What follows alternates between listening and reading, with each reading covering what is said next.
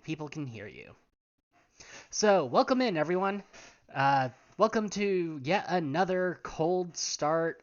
I did no promotions. I did no telling people that we were playing tonight or anything like that. So, uh, who knows if I'm actually going to have viewers today. But welcome in, everyone. We are going to be doing session 4 of the God of Light campaign, where K-Paw has done K-Paw things, and now they are all trapped in a corrupted demiplane of the Feywild.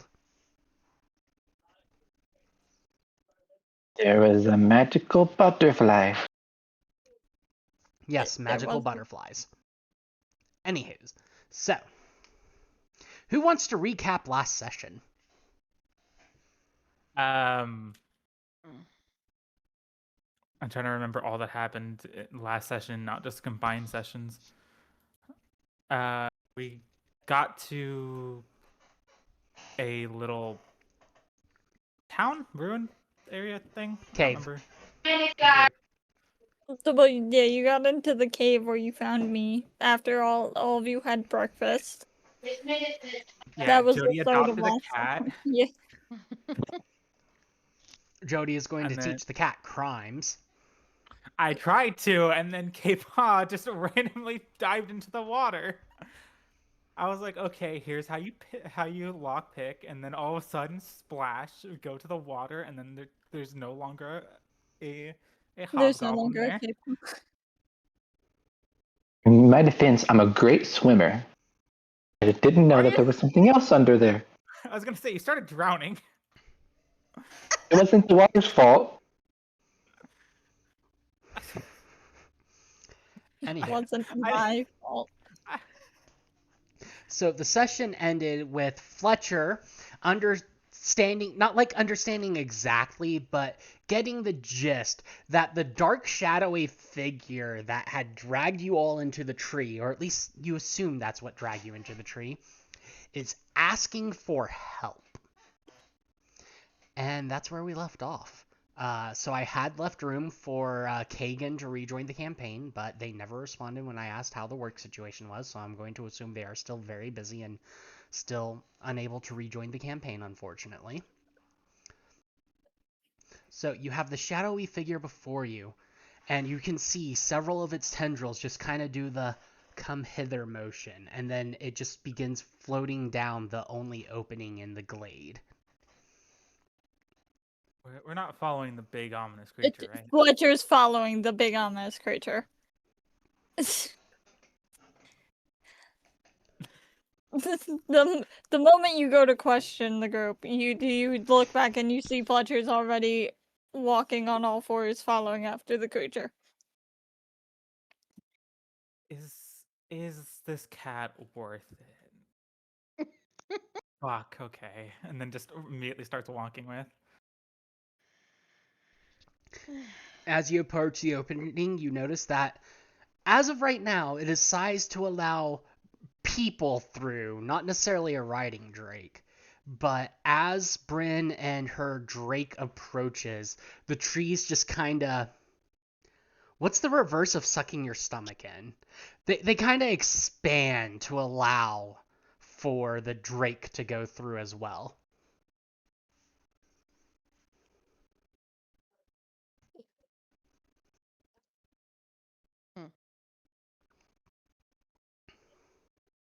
And Saren, the little, still in her dragonette form, is just kind of riding on the drake alongside Brynhilder.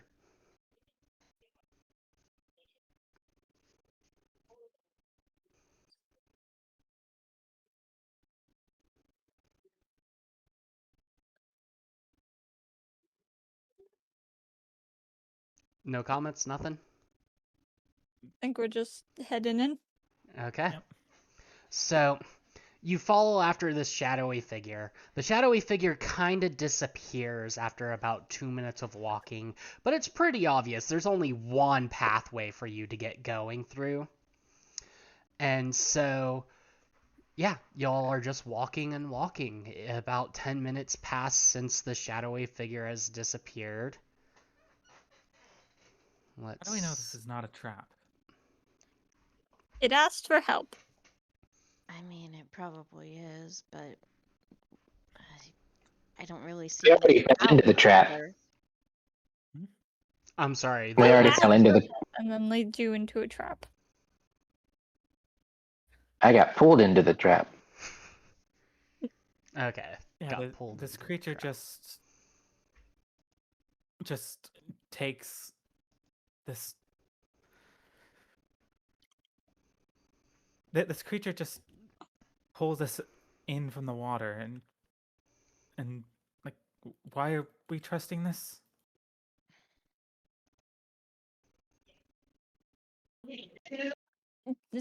DM, you mentioned to me last session, if I remember correctly, that I understand it's a corrupted Fey tree, yes?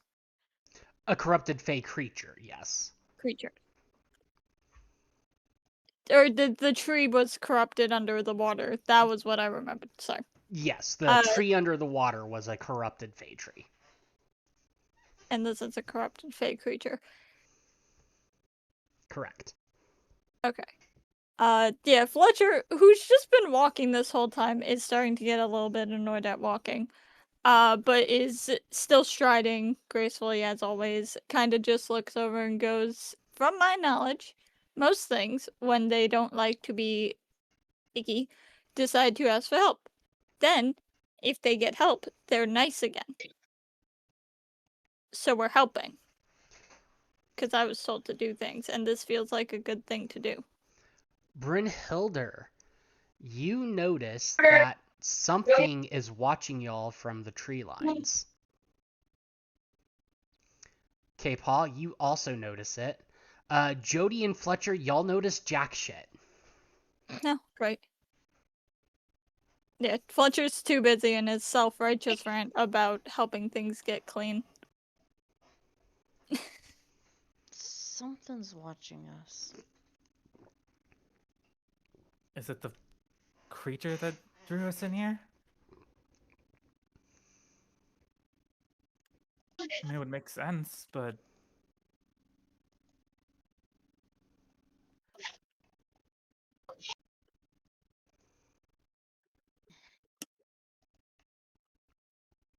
I need to turn Soph up. I can hardly hear her. Okay, say something, Soph. hello. Okay.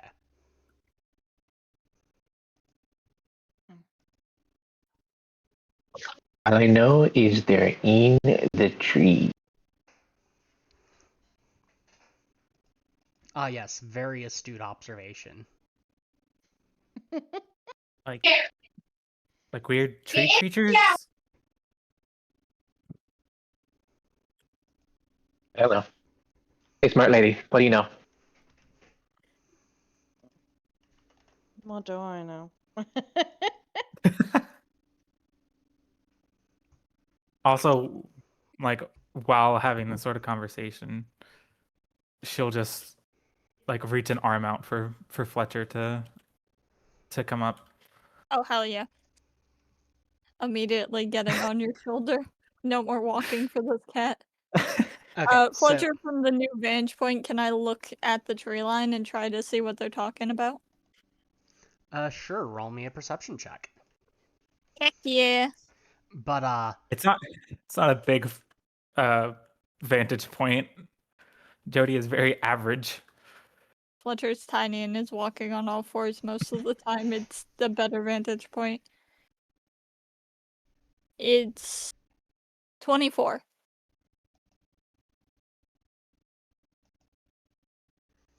24. Okay, Yeah. that is actually a magic number here. So, Oh. So, Brynhilder, all you can tell is that whatever it is tiny. Fletcher, now that you're actively looking, you can see that it appears to be a forest sprite. Sprite. It's a sprite. Sprite. Sprite. And immediately Fletcher's doing the cat thing where when they see a really small thing, they start, like, lowering themselves while I'm on Jody's shoulders. Right.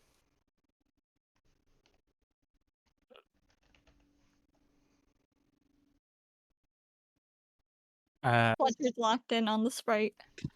Are you going to attack it? Right. Honestly, I'm down for it. I don't need to. I don't need to attack it to capture it. How loud are It you probably talking when you say knows. that? Fletcher is kind of just talking specifically to the group, so it's more of like a "don't give me away" kind of whisper. Yeah, that's what I would. Yeah. So tactical whispers. Tactical whispers. Then I need stealth checks. Oh boy. I'm good at that. Oh, I hold am on. Didn't not. have my dice ready. Where are my dice? There. 0.3. 13. Oh, I'm missing one. I actually got a really high one.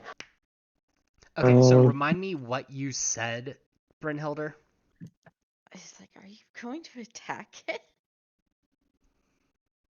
At the sound of Brynhilder speaking, and not very quietly, apparently, you just Well, hear. to be fair, freaking stealth is a dex-based thing.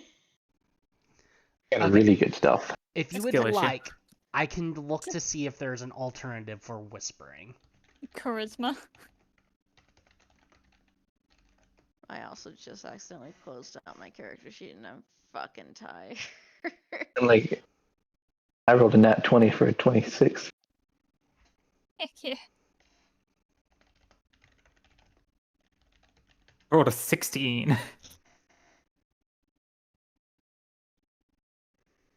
Give me 1 second. My dog is in the bathroom when he shouldn't be. Sadly, the rules are stealth as the lowest one fucks everything up.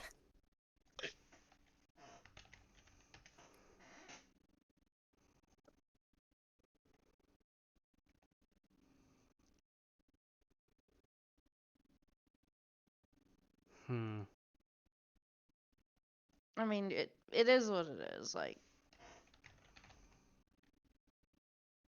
it can hear me if you want it to. I'm fucking I'm tired. back. I feel like the only thing would be like using a charisma modifier instead because it's talking, but Oh, that mine would be a lot lower. it's Don't worry about it. The thing heard me. It's fine. I guess it could be argued like deception. Because you're yeah. trying not to, I don't know. But That stealth was is my the, point. Was the stealth is yes, the technical one. I stealth rolled is a the most 9. cunning. I rolled a 9 on the involves die, noise. so it's either 16 or 11 for me.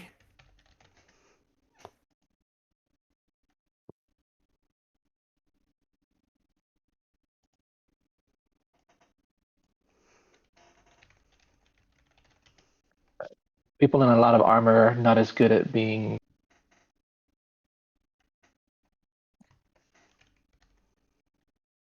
Sneaky.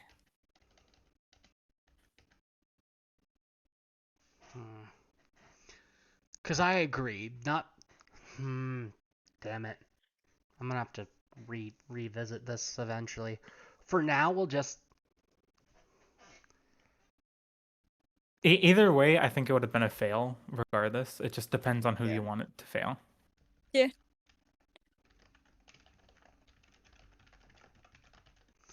Okay, so the sprites are just going to give out a giant eek, and you just see 5 or 6 really bright, different colored lights just bolt forward along the path path and disappear.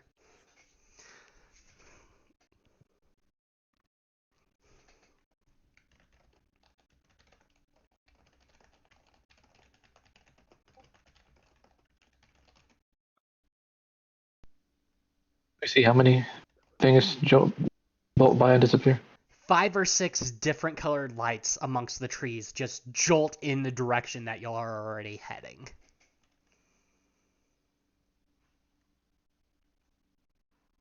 I guess we spooked them. Where are they gonna go? It's a straight line. Onwards, human. We must go catch them. Go. And it's Fletcher's just lightly bapping Jody's head. Hey, hey. Go. You were the legs. Go. Fine, fine. Mush, mush.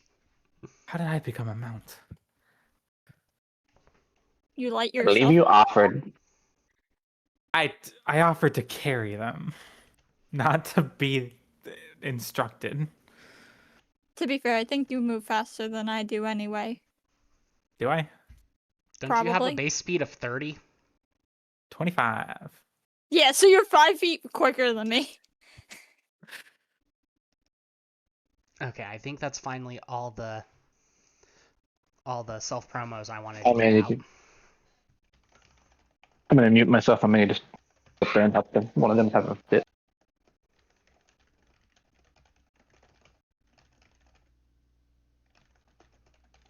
I'm still here though.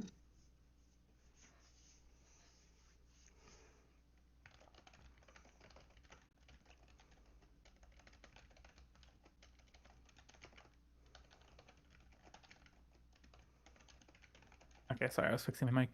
But while they're doing that, can you send me a link to the Roll20? Because I was not able to use it last session. Yeah, just as soon as I figure out how to do that.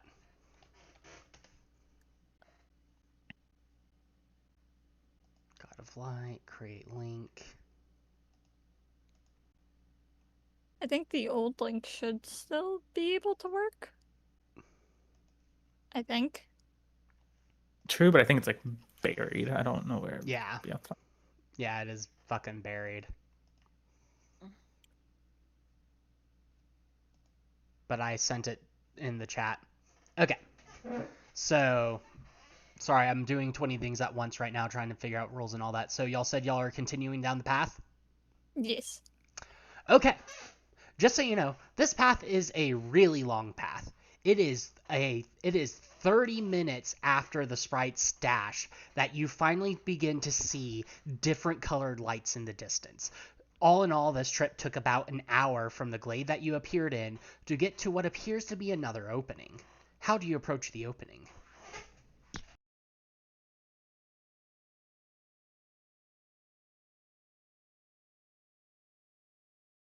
There's no convincing you guys to go back. Do you really want to walk an hour back for a way that we don't even know if we can get back into the water? Because we It's- came through a tree. It's worth a shot to live. We can live this way too. Why can't we live towards the lights?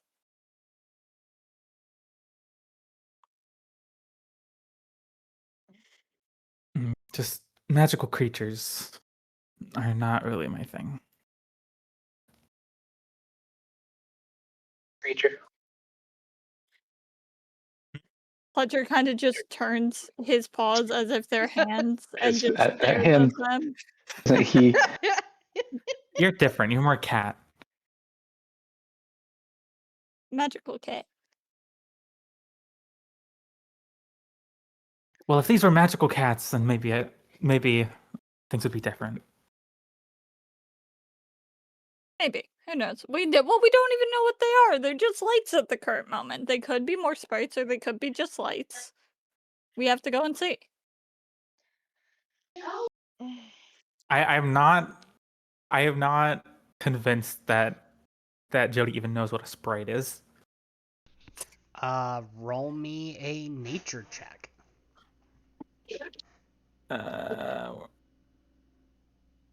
17 plus. Oh no, just 17 total. Your wisdom is neutral? Yep. Well, good news. The DC for recalling knowledge on a sprite is just a 13, apparently. Also, your avatar for Roll20 is apparently still from the campaign where you were a wolf holding a sword. So yes, you do know what a sprite is. They're a tiny little fairy creature.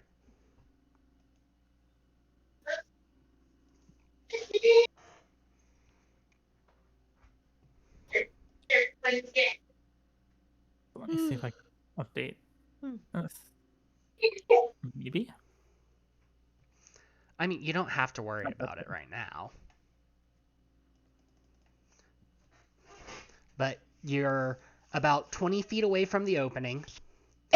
And you can see tiny lights starting to gather around the opening as if peeking down the path.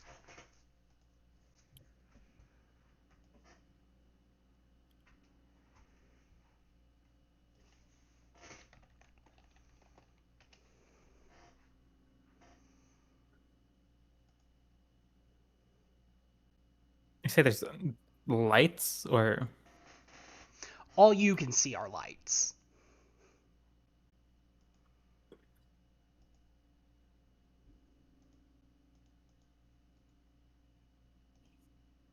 someone more durable should probably lead the way. Gives me a chance to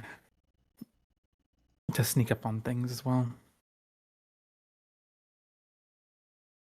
Fletcher's gonna casually hop off and start walking down the hallway. to the Hey, whoa, opening. whoa! You said durable. Fletcher thinks he's the most durable of all when he's not.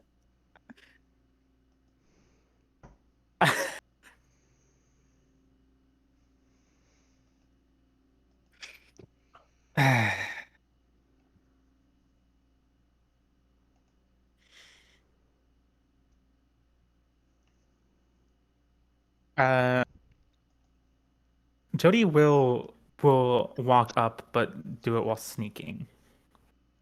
Okay, roll me a stealth check. That is a where's my stealth? Dirty 20. You've got to be My alarm shitting going me. off scared my cat off. What's the you gotta be shitting me? Wait, babe, were we set to not start until 6:30? I think so. So I accidentally called everyone in here early? Yes, I thought I was wrong. Why? What's up? Nothing's up. But, anyway, so you disappear into the trees, so you are no longer on the path. You are sneaking through the trees.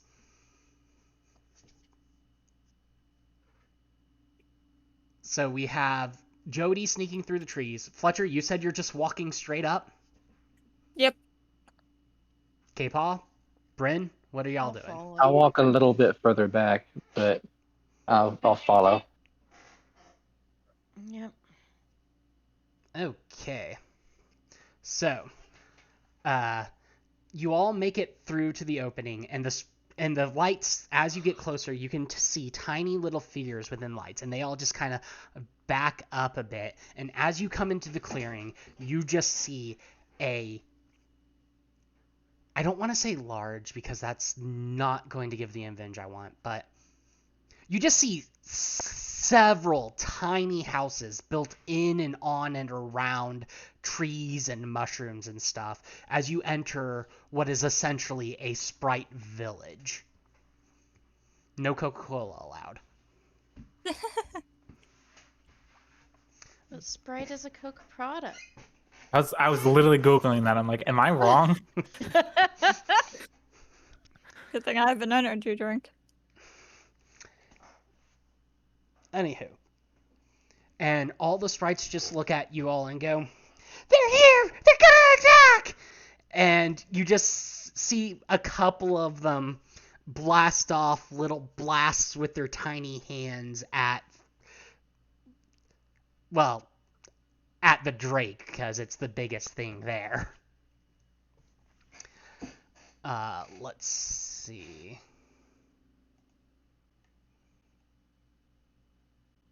All the sprites attack the Drake. My kids were distracting me. Yes. And I say all the sprites, it's like 5 or 6 of them, and they just launch. You're not sure what they launch, but they launch something. And it's very bright and very pretty.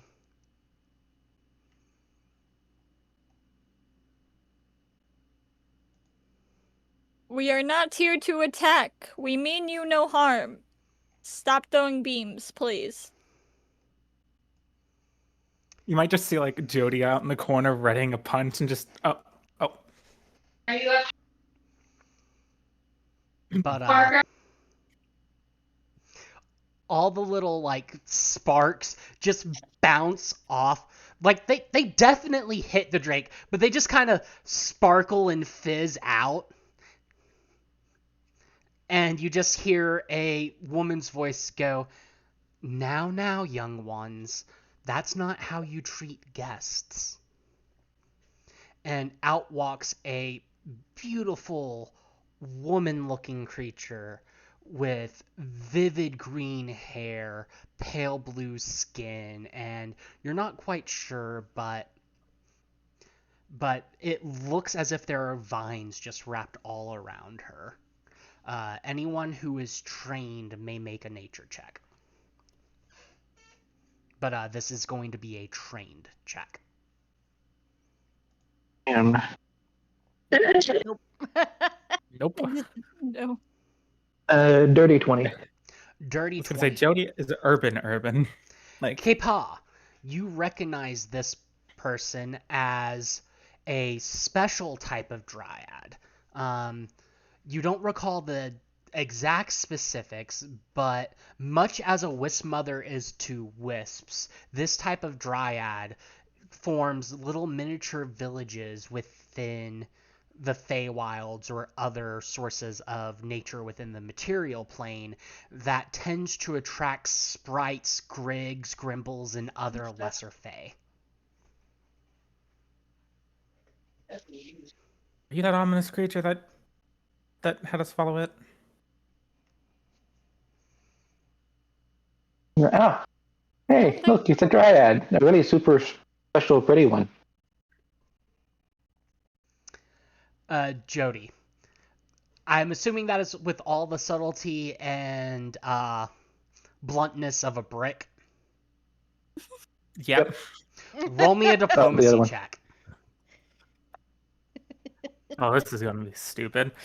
That's a 7 on the die, so let's look at my diplomacy. 5. Okay. So it's 12? a 12. Not the worst. The dryad will just look at you, then look to the rest of the party, and go, "This one's not very bright, is she?" Hey, what's that supposed to mean? She prefers the shadows. God damn it, K-Paw.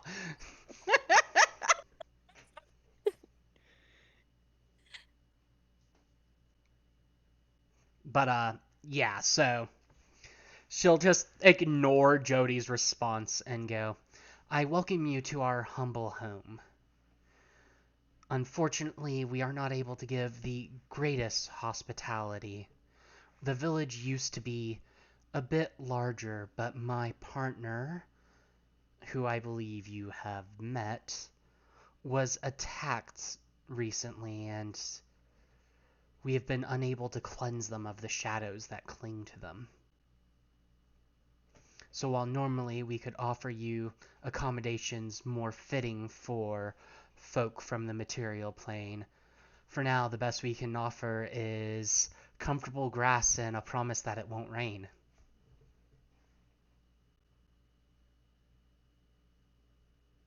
Good. Not in a wide area, though. Fletcher does a little cat stretch, already getting comfortable on the grass. And then just kind of looks up and goes, "So your partner was the one who was asking for help then?" Yes, most likely. There are a couple of other similarly corrupted creatures out there, but if they had the cosignats to ask for help, then only a couple would come to mind. Are they normally that violent? Violent? What do you mean by violent? Were you not told that he, like, dragged us down through the water? That was the tree, not the creature. I wasn't. Yeah, the tree dragged us through the water. No, never mind. Or you didn't even touch the water because you were holding onto the rope. I just saw struggling. Okay. Yeah. No, it's the painful part that you guys did was when the creature asked for help, it hurt you guys and you guys couldn't understand it. And Fletcher could barely understand it, but didn't get hurt. All right. It was a really loud screech. Yeah. I forgot about that. Basically, it's like if the do not be afraid angel was to try to talk to you in its true form. Except you- instead of do not be afraid, it was help me. Jody will just instead say the banshee shriek or whatever that was. Yes, I assume none of you speak Sylvan then. Nope. Or Never had the whatever chance to Pathfinder learn it. has renamed the Fey language to in this setting. Fae. I think it's literally Fae. I only know this because Danny speaks Fae. It is, an unfortunate side effect of the corruption. They are unable to communicate the way they used to.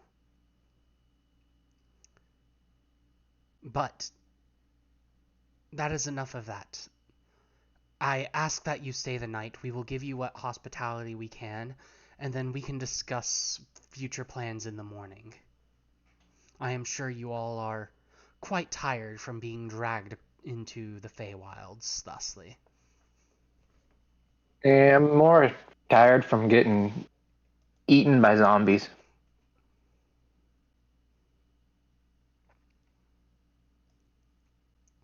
Speaking Oh, of, yeah, that happened. K-Paul, what do you know about zombies? Jody, what do you know about zombies? I don't know about zombies. If And I have occultism. That was better.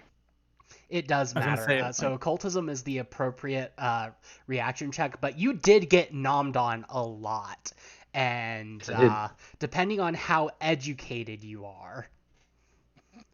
my occultism is trained at a +3, but it's not. I would say she probably does not know much about zombies, considering she is from the cities. So, Yeah, I never really encountered them either. So K-Paw and Jody both roll me occultism checks to see if you think that K-Paw is gonna turn. Fletcher and Bryn, y'all know better. That is another dirty 20. Y'all know better. Say 18 plus 4, 22. Okay, so there is going to be no wild misconceptions about whether or not K-Paw will make it through the night as a mortal. So, yes, that is not surprising. I haven't been to the clearing in a minute myself, as I need to stay here to maintain the safety of the village, but the sprites have told me that my partner has been dispatching zombies that have appeared randomly in the glade. I must ask, how are zombies coming to attack a Fey tree?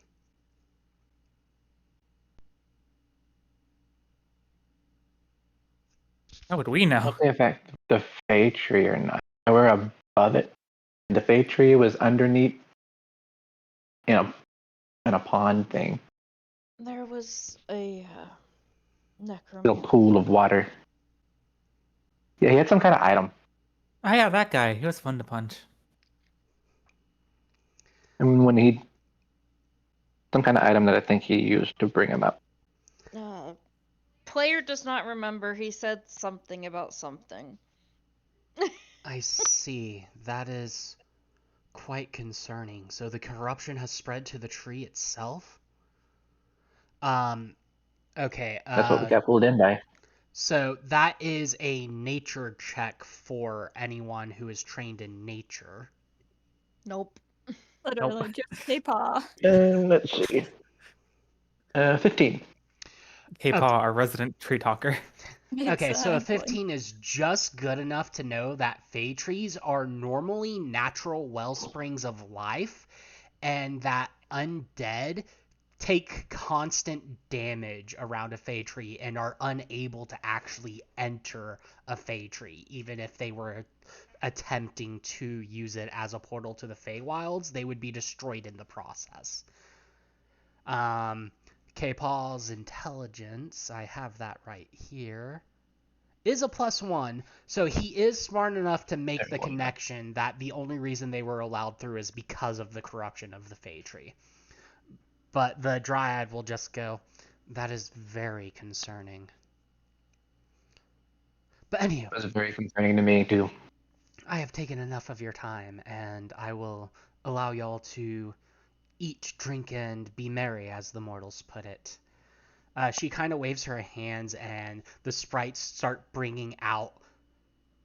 At first, it just looks like they're holding seeds, but then they just plop it in the ground, and all of a sudden, like, table and chair shaped and sized mushrooms immediately grow, and then the sprites start, like, bringing out food to place on the table and whatnot.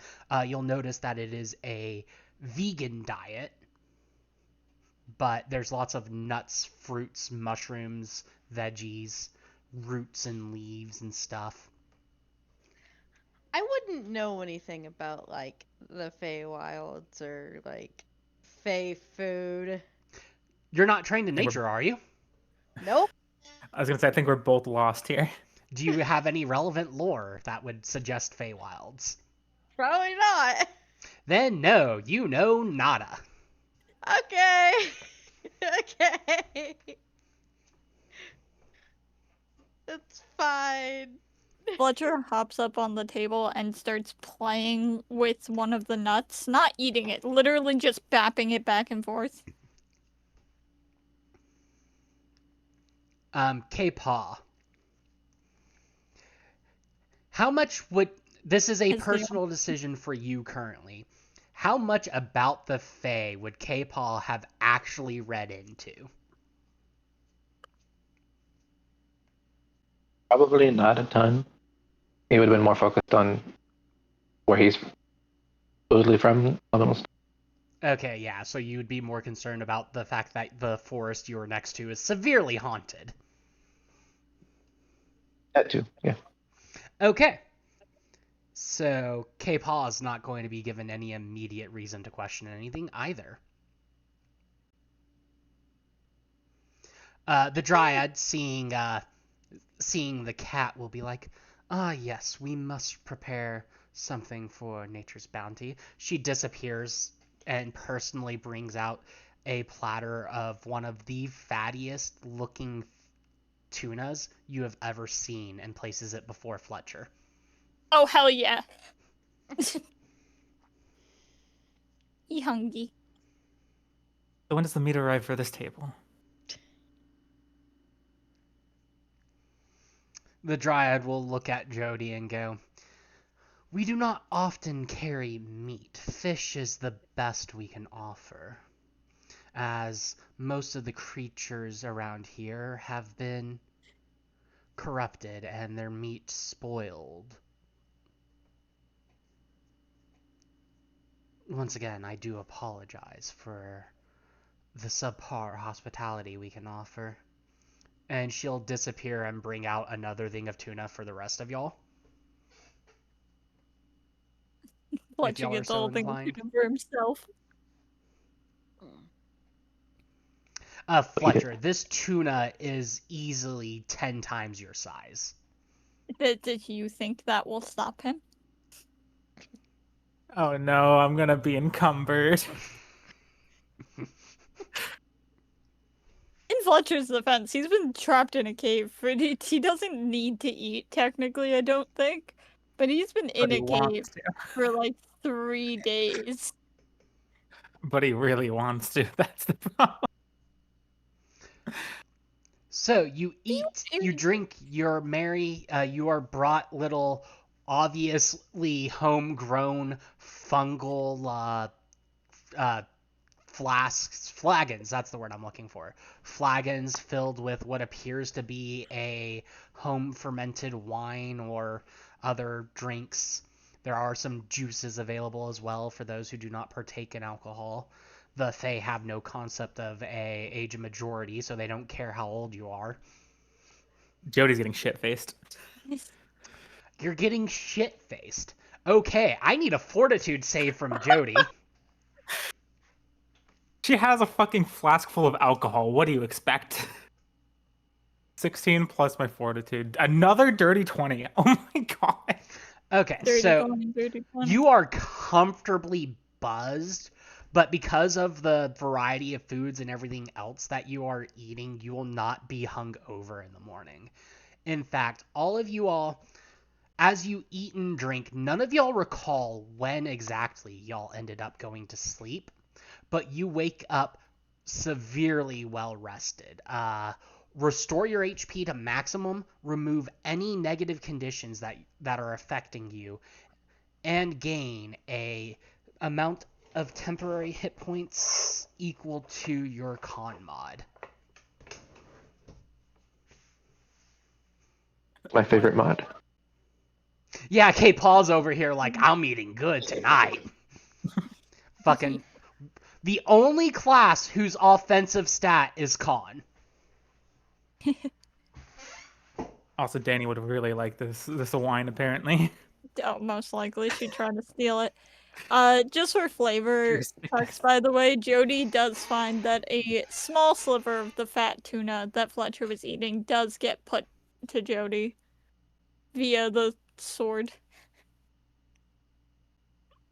It gets sliced and then put in front of you so that you can eat it. They were given their own tuna as well. Yeah, Yeah. but Fletcher takes care of his mount. Takes care of his- Yeah, Jody will just go.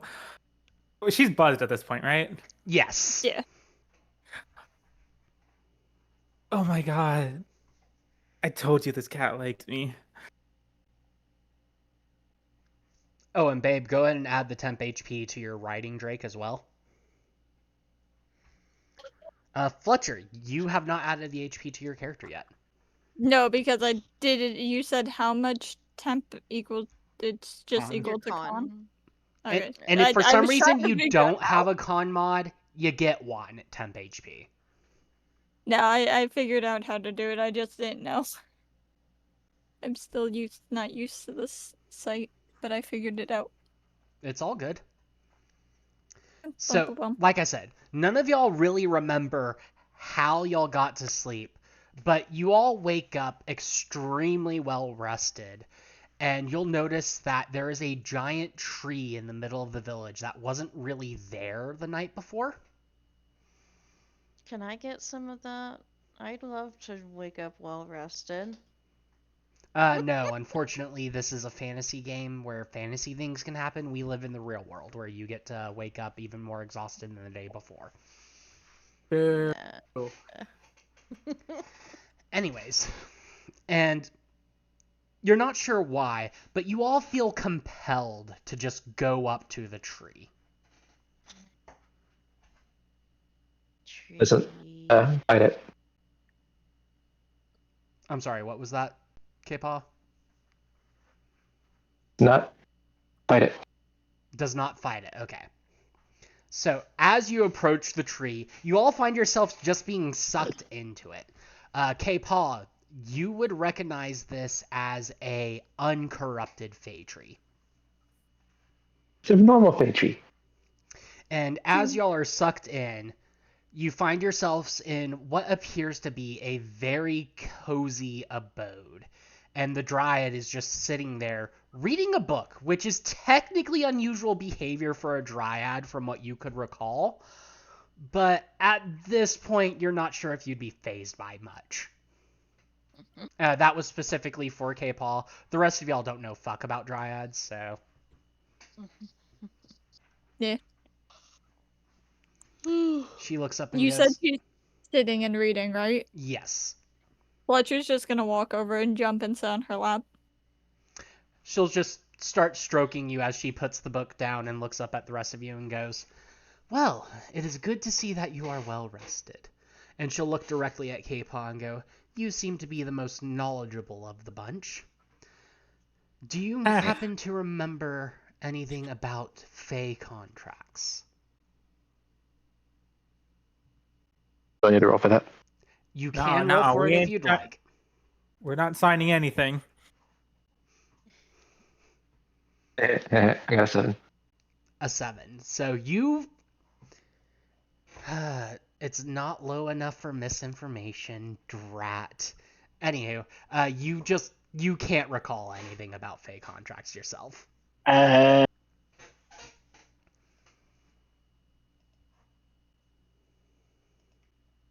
page didn't have pictures on it. Page didn't have pictures on it. That is a way to put it.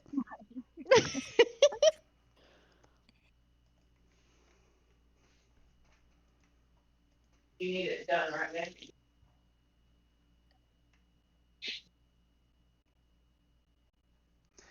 Okay, in which case, she's going to look at you and goes, "Ah, understandable. So, when dealing with the Fae, you must be very careful to be very specific about your wordings. Something as simple as, 'May I have your name?'" And she points and she just kind of gestures to K-Paul, leaving a pause for K-Paul to answer.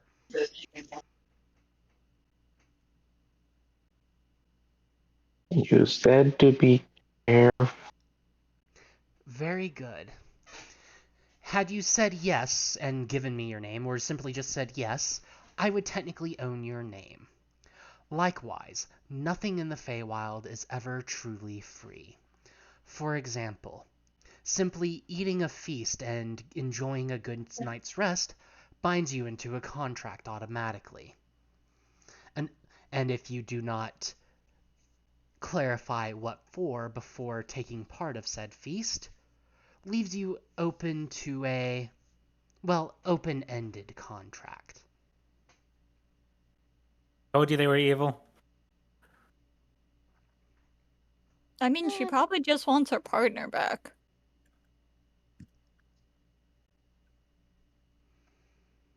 Which we were planning on trying to do anyway, if possible, but...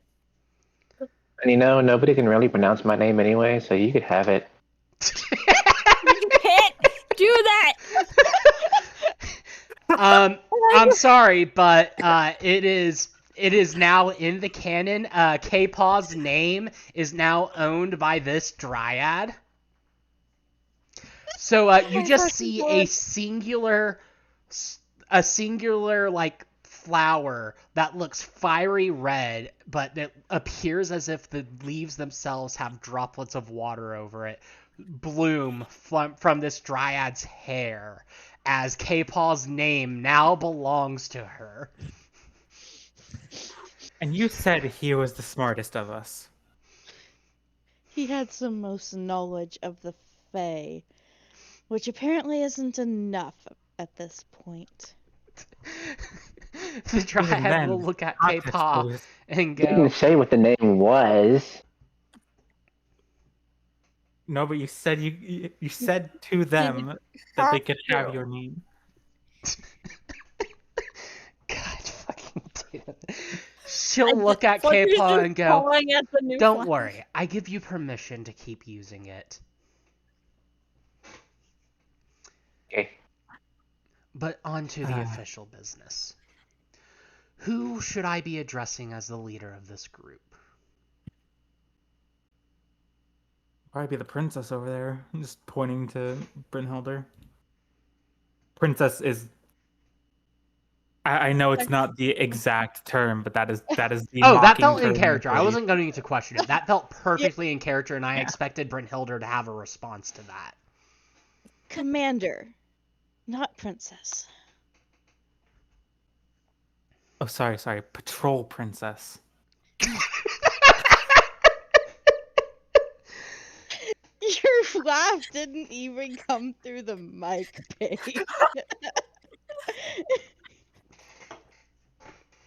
That's okay. Very well, Commander. You and your group are now bound by a contract. The price I name is rather simple, but not necessarily easy. I have identified the source that is corrupting this particular section of the Feywild, and by extension my partner, and most likely the Fey Tree. The price for the hospitality you so enjoyed is for you to exterminate it. However, And she'll look you and your group over. I am willing to take a, as you mortals call it, a rain check on the issue. I can tell that you are all rather fresh, and the creature in question is quite strong. It has, however, stagnated because of a containment ward that we have been able to produce. So you can attempt to fight it now, but know that doing so would be quite dangerous. One or more of you may even die. Or, bound and sensed by the contract, once you have gained a bit of strength, you'll be brought back here in order to uphold your end of the bargain. The choice is you and yours. And she gestures to the rest of the party. All the while, this whole conversation is still stroking Fletcher.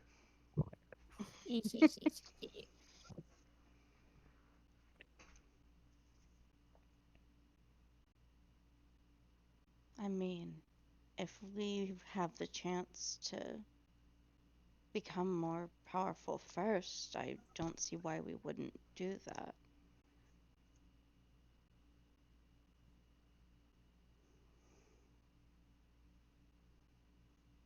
The Sure, Dryad will... having Sorry, go ahead. sorry. Okay. Sure, having a contract technically looming over us would be one thing, but you don't go to war unprepared. Listen, the faster we get out of here, the faster that someone here doesn't sell more of their being. So whatever choice, you should make it fast. Yeah, I say we should come back later to fulfill the contract. In which case, I leave you with this. And she'll wave her hand, and writing will... K-Paul, you'll feel a slight tingling / burning sensation on your right forearm. So, like, from your wrist to your elbow pit, you just feel a weird burning sensation. Not on fire. You're not on fire, no. Yeah. He's looking at it. Okay, so if you pull up your sleeve to look at it, you'll see a word written in Fey on your arm. Which What none to of us say? know how to say. I thought you knew Fey. No, Danny knows Fey. Fletcher Yeah, doesn't. Danny knows it. Fletcher just understood the thing wanted help. Because Fletcher passed the save tremendously. That is the name of the creature corrupting my forest. She'll wave a hand, and a nice, flowery, glowy portal appears beside her desk. This will return you to where the tree is. Adjusted slightly to prevent it from dragging you back in, corrupted as it currently is. I was about to say.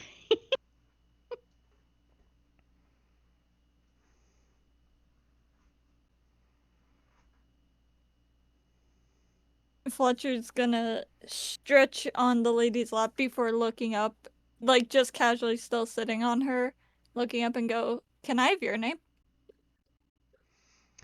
The Dryad will look at you and go, "My name is unpronounceable to most mortal tongues. However, you may call me..." So I forgot to name the Dryad. Y'all are going to understand that is going to be a very common thing, okay? The DM's the DM's weakness, naming every character you meet. Make a new name. Make one on the spot. Do it. I am. Or well, actually, Fletcher would probably cut her off. "I'm not mortal. Tell me your name, please."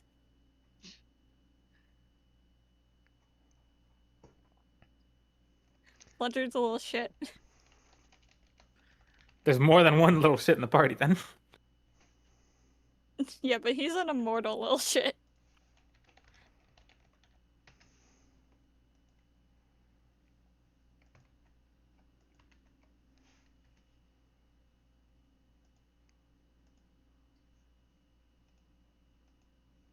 Okay, I am not using that name.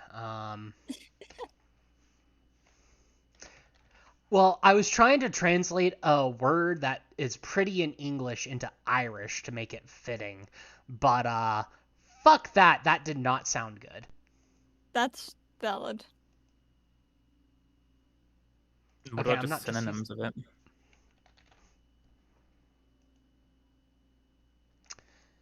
You may call me Guanwin.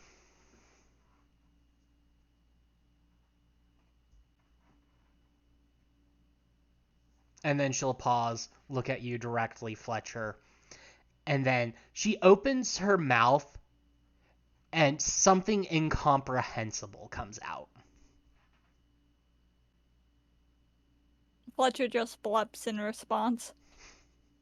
You understand that, Kitty? Just turns and bleps at Jody. I still don't know if that's a yes or not.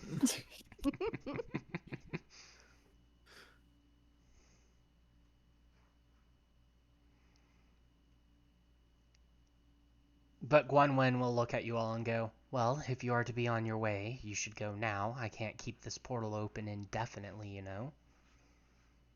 Don't have to tell me twice. Yep. Okay. Fletcher waits till Jody starts to walk by and then hops onto Jody's back.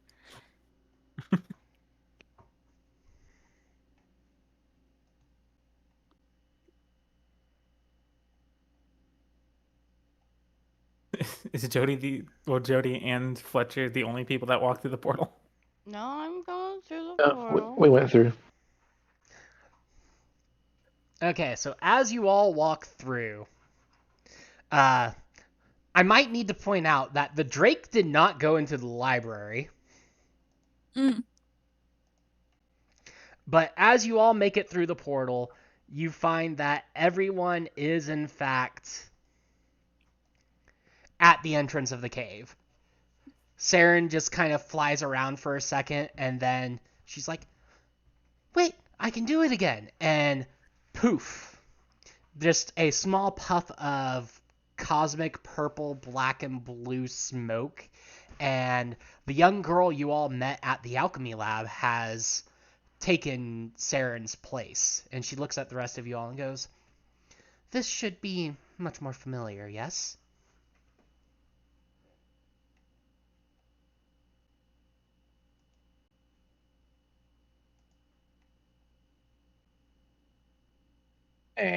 Doesn't matter to me. Yeah. But if it makes you more comfortable to be around other people that way, I don't see a problem with it. Yes, well,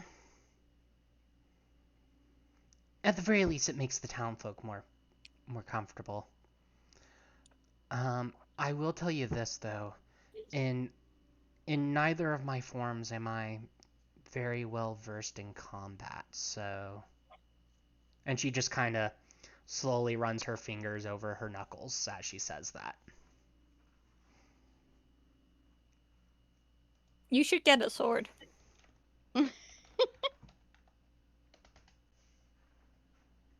Brunhilde just kind of place a hand on her head. It's like, it's okay, kid. You don't gotta. Jody will look at Fletcher and just like show the wrappings of the wrappings around her fist of like clearly used for fighting, and the fact that she does not have a weapon besides that. Fletcher casually waving his tail is waving a sword behind. So when you look behind, you see the sword waving. Fletcher does not have fists to fight with. Fletcher uses a sword. A That was double-bladed Fletcher's sword, plan. by the way. A double-bladed sword. My combat experience has not been very good. It has involved one fight, a bunch of zombies that ate me.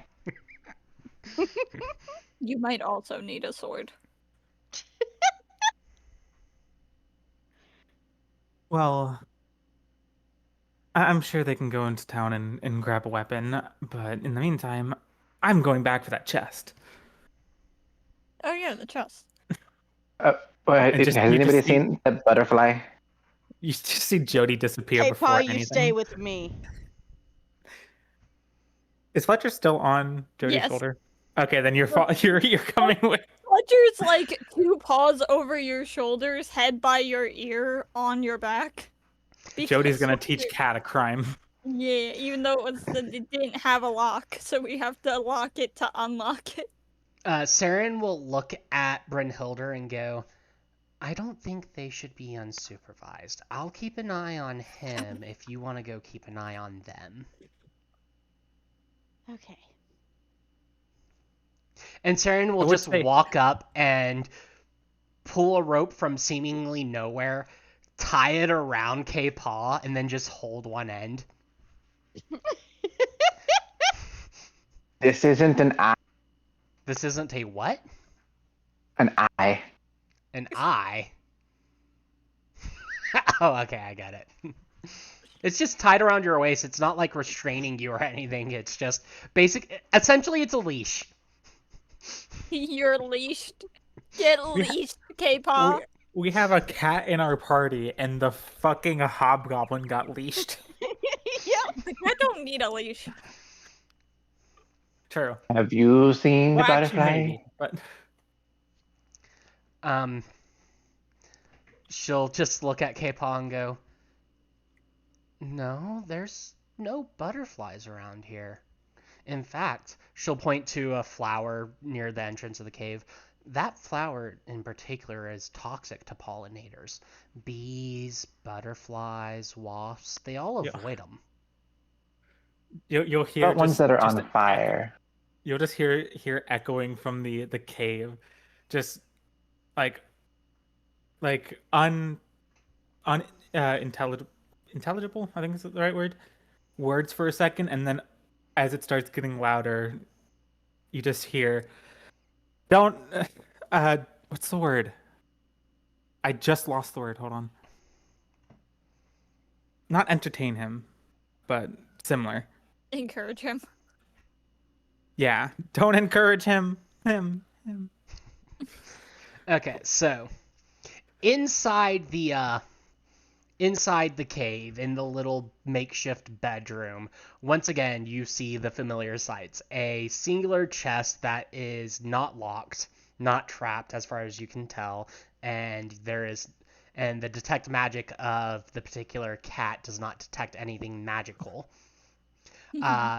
On the nightstand is still the bottle of wine, and there's a small desk with a journal on it. The moment we get in there was no longer a bottle of wine on it. Okay, Jody, you have a bottle of wine. I don't know how you can add it to your gear without making a custom item for it, but It's probably just to add alcohol. Really, you're not going to do anything special with it. You're not going to try to see what type of wine it is. You're just going to say add alcohol and have a bottle of wine. Random wine. Well, not at the moment. I might drink it when we're not in the middle of something, but But right. I'll go check out the journal. Yeah, I can't get shit-faced now. I gotta teach the cat how to do a crime. Okay, so what crime are you trying to teach the cat? The basics of lockpicking and just the sense of like feeling the lock mechanism itself, not necessarily because it's locked. We look in the chest first since it's unlocked before you teach me how to unlock a lock and unlock a lock. Fine. Okay, so inside the chest is 10 loose pieces of gold and a box. A box. Yes, Fletcher a hops smaller in the chest. so now there's a cat in the chest. He's going to add the gold to his gold. Okay. This is how Jody finds out that there's a little pouch that's hidden among his fur. I don't know whether to be impressed or insulted. Brynhilder, what languages do you speak? Fuck. Fuck is not a speakable language in this world. Ugh, It I think should I have be. them Oh, that's at any bard. Common, Draconic, Dwarven, Elven, Empyrean, and Goblin. Okay, so the journal is not in a language you speak. I have no clue what this says. Take it with you anyway. Yeah, I would do that. Sure, Butterfly knows something. Also, Brynhilder would remember that the nightstand at one point in time did have a bottle of wine on it, because she has been in the room. Yeah, I knew that was there because I was actually looking at it at one point, but Then we got distracted. then, yeah, then splash. Yeah, But you they lost must have took it.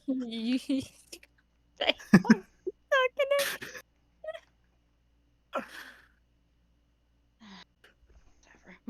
Fletcher is just kind of bapping the smaller chest back and forth. Okay, are you just trying to examine it, or... Also, the chest is heavy. You try to bap it, and it does not move at all. Does it shake? Does it sound like there's something inside? How hard are you bapping it? If the first, small bap doesn't work, it's you know how when a cat hits something and realizes it doesn't move, so it just repeatedly hits it? That. I'm not very strong. Well, actually, I have a +1 to strength. I could hit this thing pretty decent. Roll me an attack roll. Haha, what is this? I don't have paw. What do I roll for unarmed attacks? It would be plus the higher between your dex and your strength. It's the same thing. 19. Great. Roll me a everyone within that room needs to roll a reflex save. Oh, Oh boy. I am trained in unarmed attacks. I just realized. Everyone is. 24. What does that mean? Oh, that's true. I can't tell if that's... Hold on. Oh, that's a 13. Okay. So 13 plus... So 22. 22. 30, 20. Dirty 20. What'd you say, babe? 24. 24. Okay, so you're all going to take half. Did you whack a bomb? I might have. I really might have. Oh, that is the wrong box. So, a bolt of lightning chains from the box to Fletcher to Jody to Brynhilder, as you all take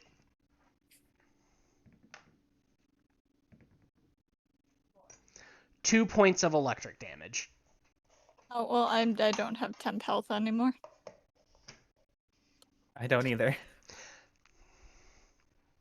I, Oh, it didn't update. Hold on. Okay, 1, and then just remove the temp health. I thought it would take the temp health itself. Yeah, it does not, unfortunately. How much temp HP did you have? I had 1. I think we all had 1. I had 2. Oh. How is the cat more durable? Because I have a tiny body, so I don't need that much. And it doesn't mean much to actually work. Okay. So, the box settles. You can see a glyph glowing that slowly fades. And Anyone know what that said? Fletcher, now that you're actually inside the chest, you can tell that the inside of the chest is lined in runes that prevent magic detection. Oh. Let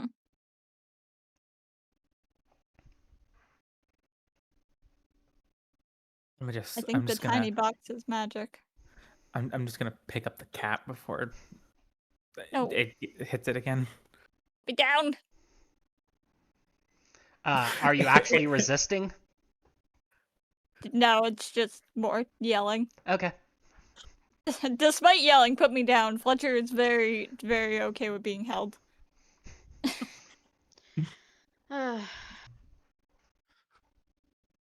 Tiny box is So magic. there's a journal, but I don't recognize the language. Tiny box is magically killing you. I mean, maybe? And you just hear Saren shout, "Is everyone okay? We heard a bolt of thunder." No one got sucked into a hole. That's not what I asked, but good to know. I know. It just doesn't answer the rest of it. Take the tiny box out of the big box. Please. Can go check on them. I'll be fine. Just gonna back up and let the Capitan do it. How loud does K-Paul say that? Just loud enough for her to hear. That's close by. That is not a high wisdom roll. Saren drops the leash, walks in, and goes into the bedroom and looks at the rest of the party. Oh wow! I actually listened. Where is the other one? I Don't tell left me you him lost him outside. again. He said he'd be good, and I should check on y'all. Last time that happened, he ended up in the water. Go get him. She'll walk out, go up to K-Paul, and just goes, "They told me to come get you." Grabs the rope and starts leading you with it. You're done with the lightning, right, guys? Yes, pick Hopefully. up box.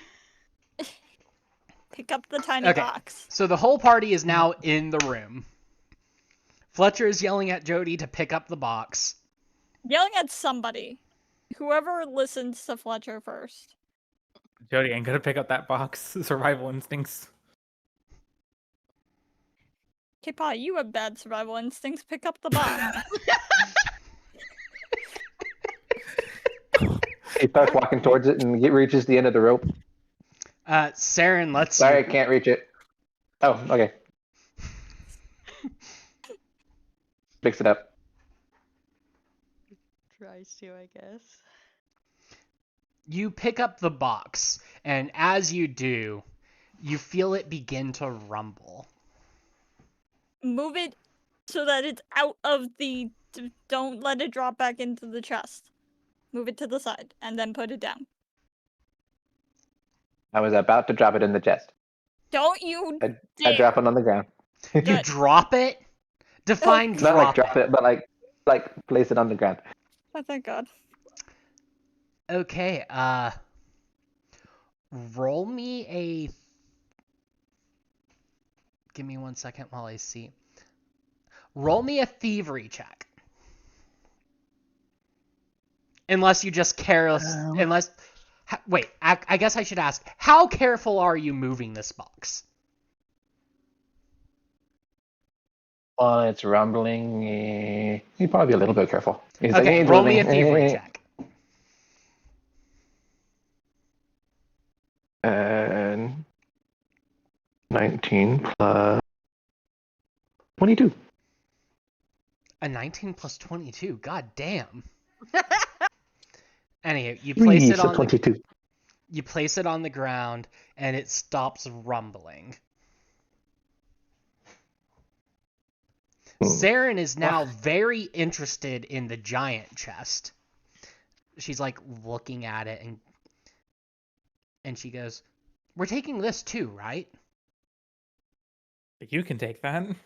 The inside of it makes magic not be detected. That's why I wanted tiny box out of big box. So we can detect magic. While still holding Fletcher, just she'll just say to him, "All right, are you gonna not hit it again?" Fine, fine, fine. And then Jody will put you down. There's It rumbles when you pick it up, just so you know. It vibrates. There's a lot more than rumble, trust me. Hey, Saren, do you know any, like, other languages? Well, let's see. I know Common. I know Draconic. She just kind of stares into space and blinks for a few minutes. I know Gnomish and Goblin. I'm gonna guess not. Okay. I just found a journal and I don't understand the language in it, so Truth be told, I haven't given Saren her languages yet. fair. Fair. Maybe ask the person that knows Fae stuff.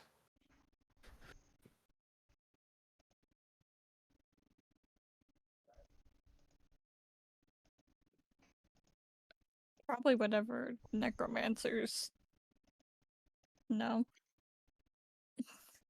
It's Mm. do do do do do do do do do. If no one can read it here, just take it with us. I'm sure Yep. we'll find somebody.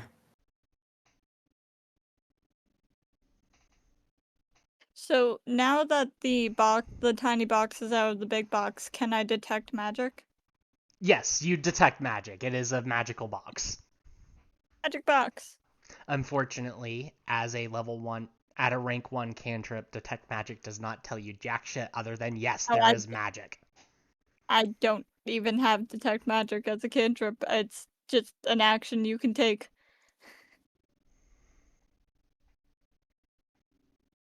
Wait, what? Yeah, it's an exploration Oh my action god, that it you is. can take. Oh, it's that you You cast. cast detect magic. Is that not? I don't have detect magic as a thing. I thought if it was an action, I could do it.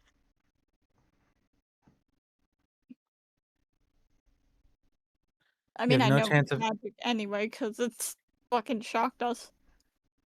you have no chance of accidentally overlooking a magic aura at a travel speed of up to 300 feet per minute, but must be traveling no more than 150 feet per minute to detect magic auras before the party moves into them.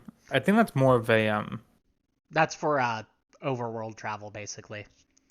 yeah. Also, Very take a well, look then at I your can't. character sheet again. Oh, yeah, I do have. Okay. Shit. Hell yeah. Apparently, 2 different detect magics. It's just, yes. I just can't read, apparently. Well, no, the Uh, action is the overland activity. No, I literally just added it. oh, thank you. It is a given that any spellcaster in my campaigns just innately has detect magic available at all times. Gee. That be including. Well, mine's not technically magical. I think we said. No, it still wasn't working. The thing because it said it was magical. Yeah, you are magical, but you are not a mage. So you will have Cast to spells. learn how to detect magic. That's what I figured. Like I don't think it's the same for me. It just Nope. blows. Fletcher's just built different. It's okay. Yeah, so right now, the spell detect magic, all it really does right now is you can detect the presence of magic. You can't pinpoint it, you can't identify the school or the level or whatever, but you're allowed to exclude stuff, magical stuff you already know about. So excluding the stuff you know about, yes, you can tell there's magic when the box is taken out of the bigger box. We're coming back here anyway. Well, we can get tools to identify this as well. Uh, If we can put it K- back in the box. K-Paw, you would know we can from take big what you recalled about the Dryad stuff that when she said that you will be pulled here, she meant literally to the Feywild, not to the cave. So you're saying that we weren't supposed to have been pulled to the cave? Is that what you're saying? I'm saying that when the contract activates and you get pulled to uphold your end of the contract, you will be Gotcha. pulled directly to the Feywild, not to the cave itself. I did catch that she said that we would be going straight to the Feywild, wherever the contract goes, whenever we get called or whatever. Fletcher is going to, for the first time in front of this group, get on his 2 back feet, and he's gonna pick up the box and put it in the big box.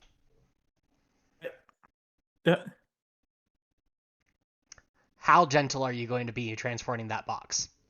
Very gentle, knowing full well that it is going to be annoying if it shocks him again. Roll a thievery check. Heck yeah. Nat 20 plus 1. 21. Yeah, you easily get it put into the chest without anything happening. Yeah, then Fletcher kind of just baps the top closed.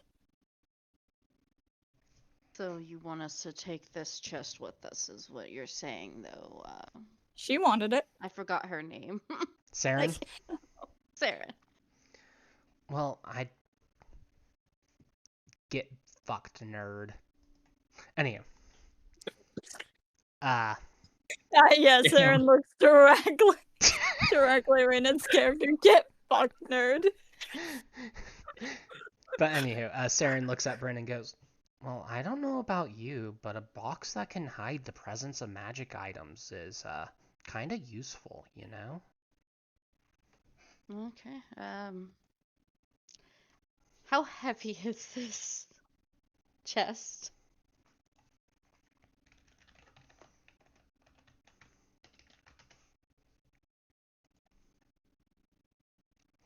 Two bulk. Okay. And it can hold up to 8 bulk of items in it.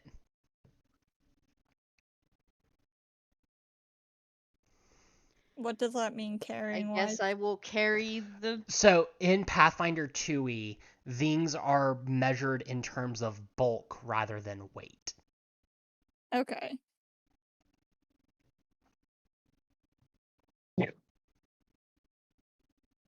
I I've guess got I will space for 4 carry bulk the, stuff. You can carry it too. Sally. What's up? DMs. Ah, yes. Reminder, I am streaming, so I am streaming mode. Oh, I accidentally pressed the wrong button.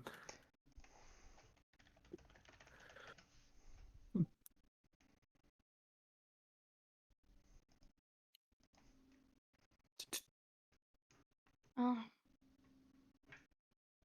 I guess I will grab the chest then, and we should probably be heading back to see if the necromancer destroying the amulet did anything to help your master.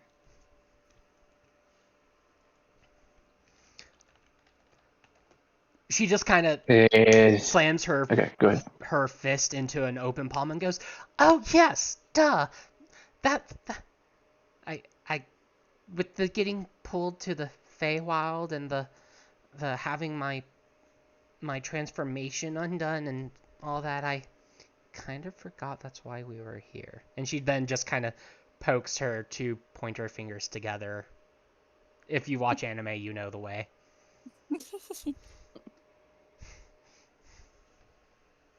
Fletcher's just gonna casually walk behind Jody and then Says the climb person up that's the- only like 5 years older than her.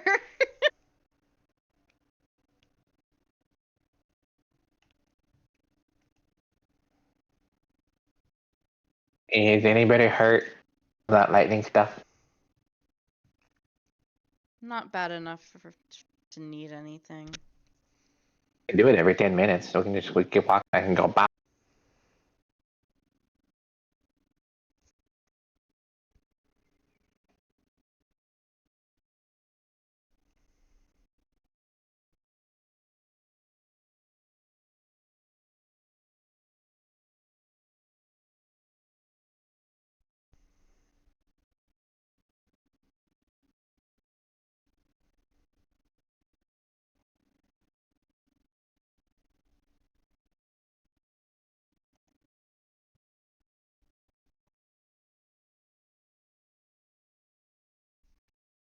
Quiet. Yeah, okay, so it's not just me, it did get quiet. So, Yes. K-Paw is offering to heal you all that got hit by the I don't lightning. need it. He can literally Also, do it once 1 every 10 damage. minutes. Sure, why not? No, I mean I literally don't need it. I am full health. I literally only have 1 damage, so you don't even need it. And you get, for a minute, have resistance 2 to fire.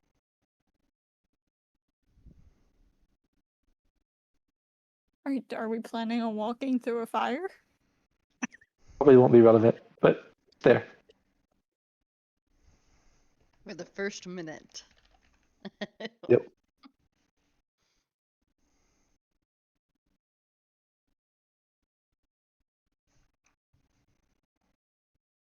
Yeah, once Fletcher's back in his spot on Jody's back, he just kind of nudges his head into the side of Jody's head.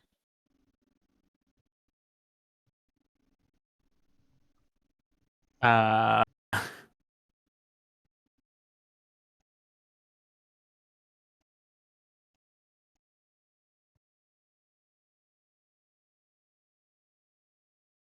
All right, we're going back.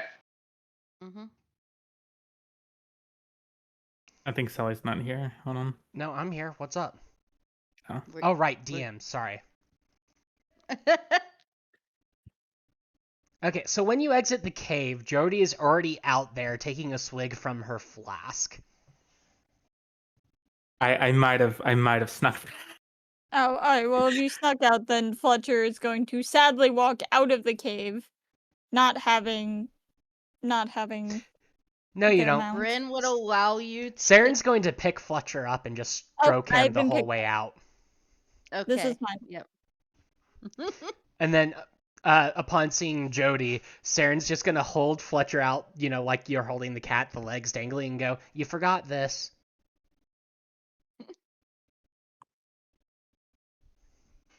Oh, right. Still not used to having a companion. And Fletcher just glucks. yeah. We'll just let Fletcher back on her shoulder. And now you get the slight head to head. Thunk.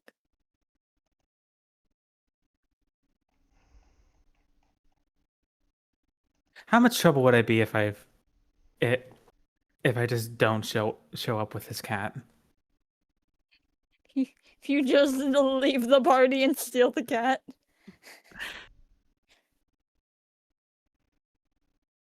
You would have to deal with a very cranky cat because Fletcher wants to be on the adventure.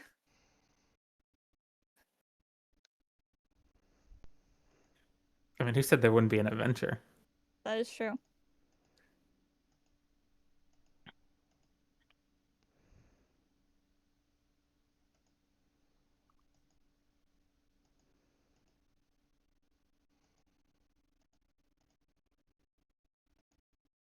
Okay, so we head back to The alchemist area thing. Yeah, the city and the alchemist. Okay, so once again, it's another half day's travel to get back to the village. Inka, this is your first time traveling. Roll me a d12. Yay! Where are my dice? Here are my dice. D12, you said? Yes. 1. A 1. Perfect. Nothing happens. It is a rather uneventful journey. As you get to the village, you see that there is a pillar of smoke coming from the alchemist shop's chimney.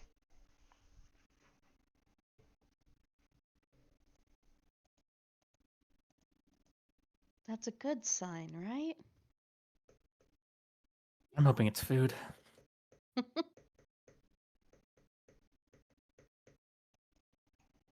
Or fish. Isn't fish food? Aren't we kind of in like the landlocked section of this area? Of this Fletcher don't know world? that.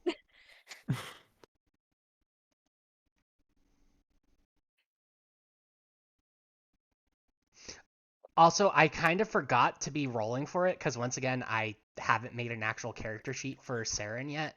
But Saren is also trained in nature, so It's fine. I love that.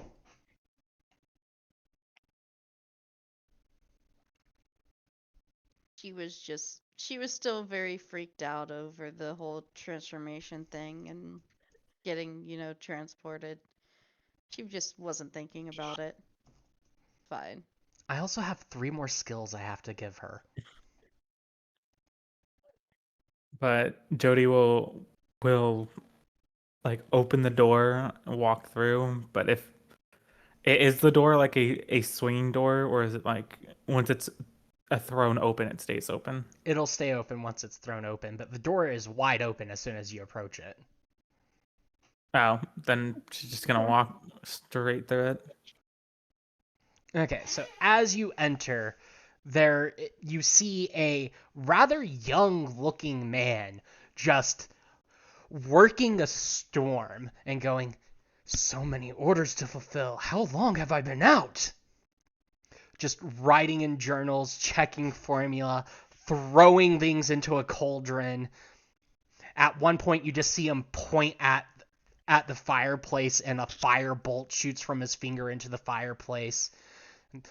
He takes a step, does a double take, and this time a bolt of ice hits the fireplace, and he is just cooking up a storm.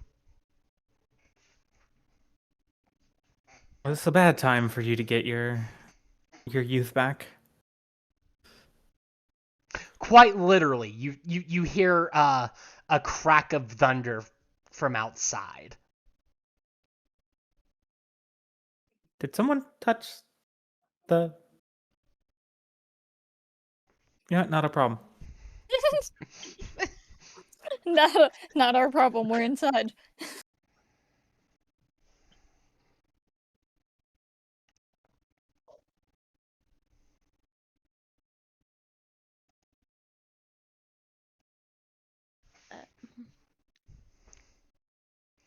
The man does not appear to notice you walk in, Jody.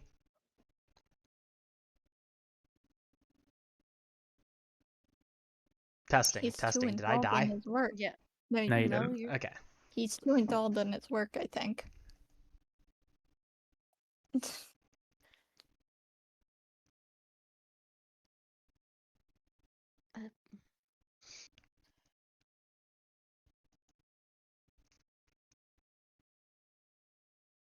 This the guy? If not, this is a very weird burglar. Fucking breaks in. Oh my god, this guy has so much work to do. What the fuck? Start doing the man's job. So Saren will walk in, and you just see her kind of pause and tilt her head at the young man working.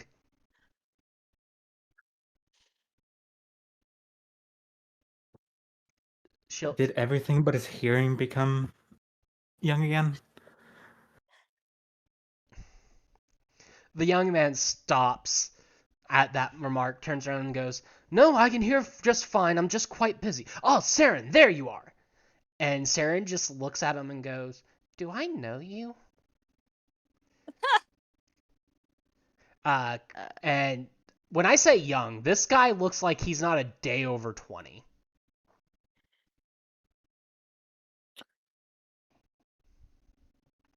Isn't this the... What was his title? Master Alchemist. What wasn't this the alchemist that sent us on this job? Saren looks at Jody. Your memory must have been knocked around. I'm the one that sent you on this job. You know what I mean. The person we were supposed to fix. She looks at him. Well, if I didn't know better, I would say this could be the master's son. The guy just looks at Saren, kind of pauses. And you just see him wave a hand and one of the walls turns into a mirror. And he just kind of looks at it and then tilts his head. Pauses for a second and looks at your group and goes, well, my memory isn't exactly clear from the last month or so, but he looks at himself back in the mirror, looks at Saren and goes, I can assure you, Saren, I am in fact your master.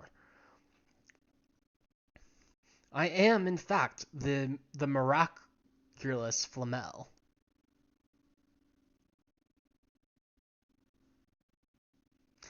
And the way miraculous comes off his tongue, you can kind of tell, like, he doesn't quite like that nickname.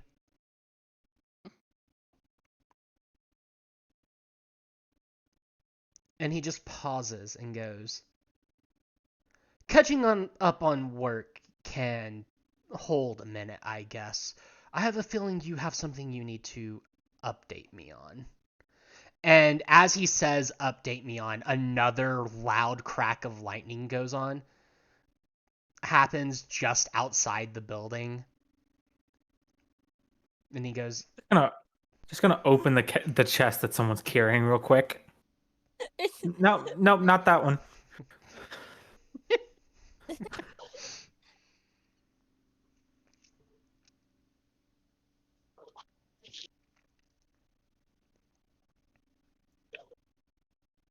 Hill motion says, come, the kitchen is downstairs. And he'll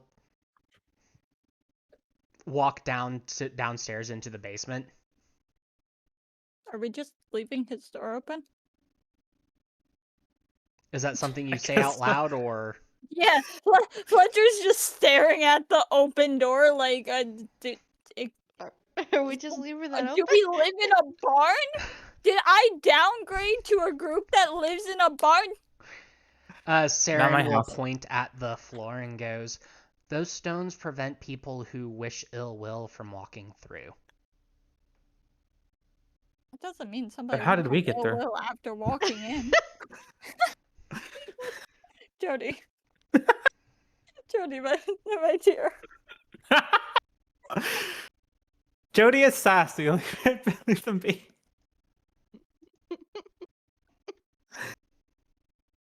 I think you need better stones. I think they said something about the doors being open were nice when things went boom.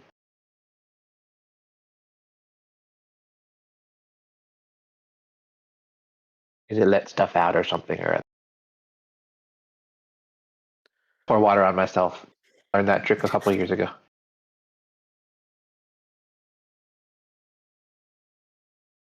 Well, if one of you wants to close the door, go ahead. I'm going for food.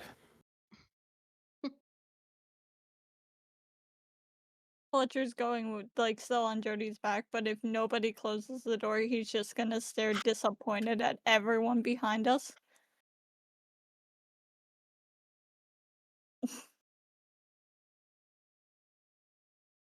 If it makes you feel better, I'll close the door.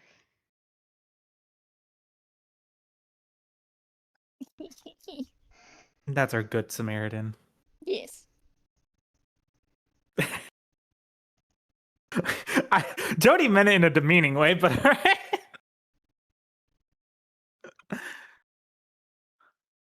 Fletcher just likes that somebody listened to him. Don't fucking take anything the cat says to heart. I'm sorry, I got distracted and zoned out. What? Jody called Brunhilde, a good Samaritan in a demeaning way after closing the door. And then Ah. Fletcher said yes, very pleased with himself that somebody listened to him. So as you all get downstairs, the alchemist is already cooking up a storm. This time, not literally. Although the previous storm that he cooked up is still raging outside as y'all hear rain start to pour. And I mean pour. It's a good thing the door was closed. Now his floor won't get wet. The floor doesn't get wet regardless. And you'll notice that part of the basement roof is open and there's rain hitting the empty space and just little ripples happening. Nifty. Fletcher moves so that, like, all four paws are on Jody's shoulders before standing on the back two and starting to swipe towards the top, even though he can't reach. By the way, I would have put the chest downstairs most likely. I would. You mean not be upstairs? Or upstairs, wherever we. We And went on the downstairs ground with We're floor. settling in. Yeah, on the ground floor. I'm not just continually carry the chest. Jody will kind of nonchalantly look through the cupboards like, hey, you have any alcohol?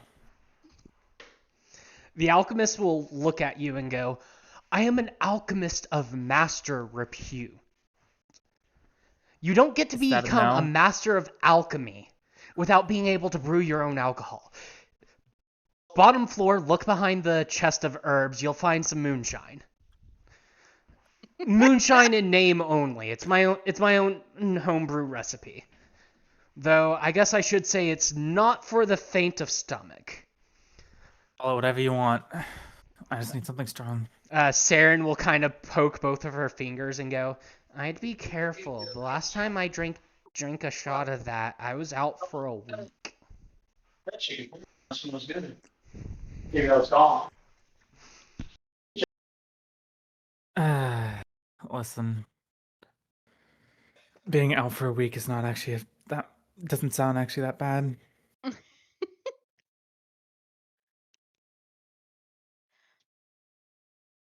And just pop the bottle of it. So, you're taking a drink.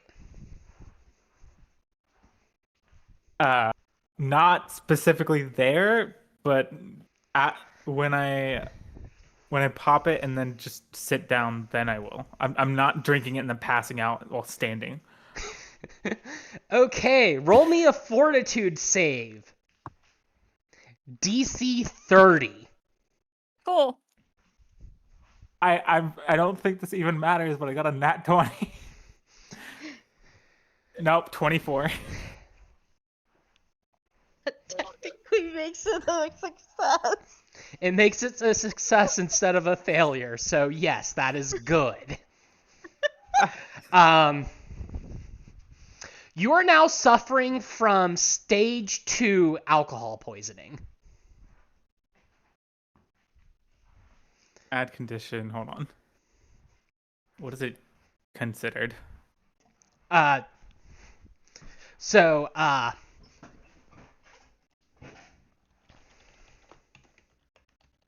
give me a second to look it up. So, at stage 2 alcohol poisoning, you are flat-footed, gain a +1 item bonus to saving throws against fear effects.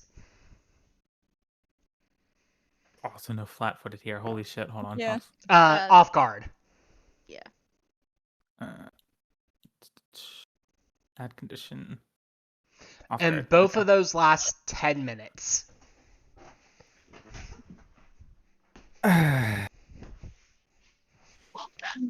Any of you want some? No. The alchemist looks at you, just kind of looks back from his cooking, and it's like, huh, impressive. And I see Master Flamel. He's in the middle of cooking. He just pulls out a shot glass, pours something in it, and places it in front of Jody and goes, If you can take that, you should try the chaser. Oh, And no. then turns to Bryn as he continues his cooking. Well, It seems that you are more than over your affliction. My affliction. You'll have to be more specific, dear. I have no clue what you are talking about, other than the fact that I don't remember anything from the last month. during this conversation, Jody's just gonna motion to Fletcher that like, hey, do you want to sip Are you offering the bottle or the chaser to Fletcher? the moonshine? She's drunk as fuck. She's not. You watch Fletcher like put his little paws around like the top of the bottle, and he is going to take a few licks. Might Fortitude as well. save DC 30. Yep. At 2025. Yeah, you also are suffering from stage 2 alcohol poisoning. I like you, Kat. You're my friend. Fletcher's just purring. Flamel will look at Fletcher and go, "Oh, since when do you leave the castle?" and continue cooking. I got sent on a mission to do stuff. Yeah, see, what I see. about it? Fletcher rolls slightly and ends up in Jody's lap. Oh boy. She'll try to pet you, realize she is using the bottle hand, and then immediately switch to the other one. Ugh. But yeah, you were from what I could gather, considering things, some necromancer had been draining the life out of you? That guy sucked. He had no good jokes. It was pretty funny when he told me to stop punching him. You should have punched him harder.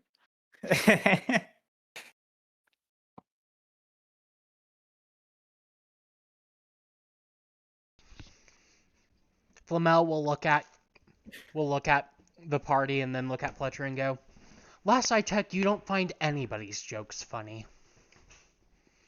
Yeah, but his were bad. Like, really bad. A necromancer, I see. Tell me, what did this amulet look like then?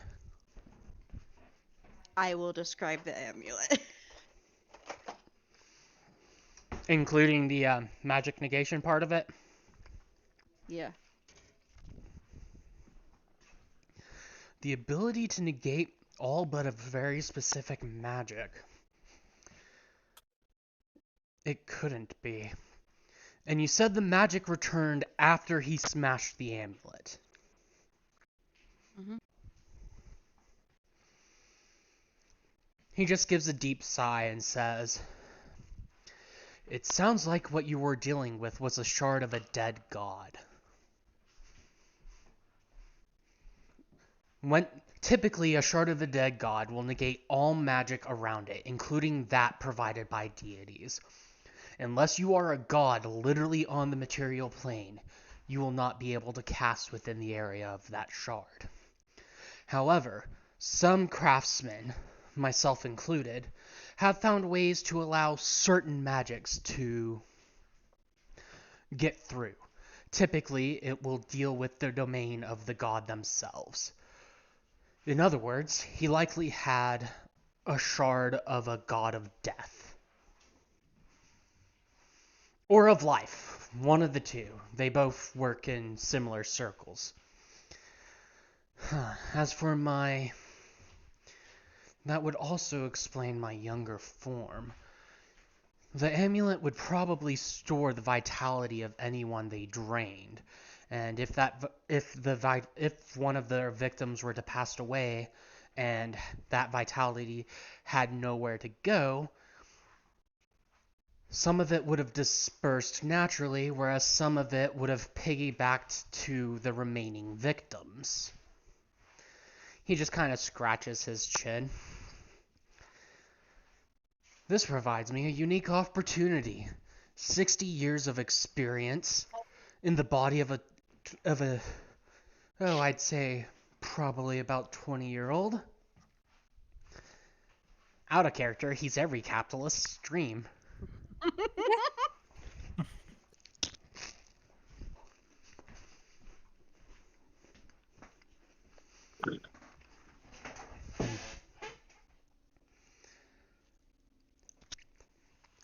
Regardless, I must say you have my deepest gratitude. And he starts putting food in front of everyone. And it's a hearty breakfast-style food, similar to what Saren made for you before you left for the cave. You're not a fae, right? You already gave up your name. Yeah, Don't- which Yeah, is what? why he doesn't want to give You up have more. nothing else to give.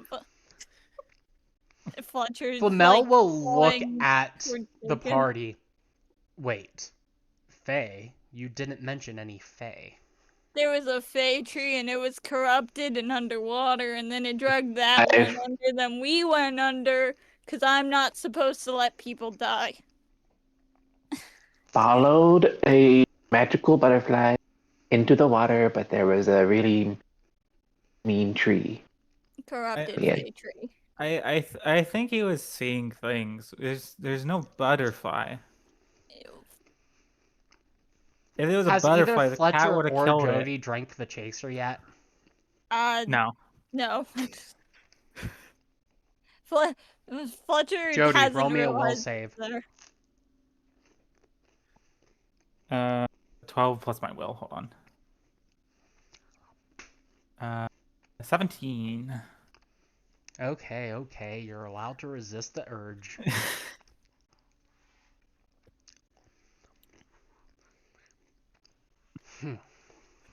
Oh, I'm gonna make this worse. Hey, can we like split this and get another glass? Flamel will look at you. Hold that thought. Look at K-Paw and go, you gave your name to a Fae. I didn't tell her what the name was, but it You don't seems like it need may have to. still happened.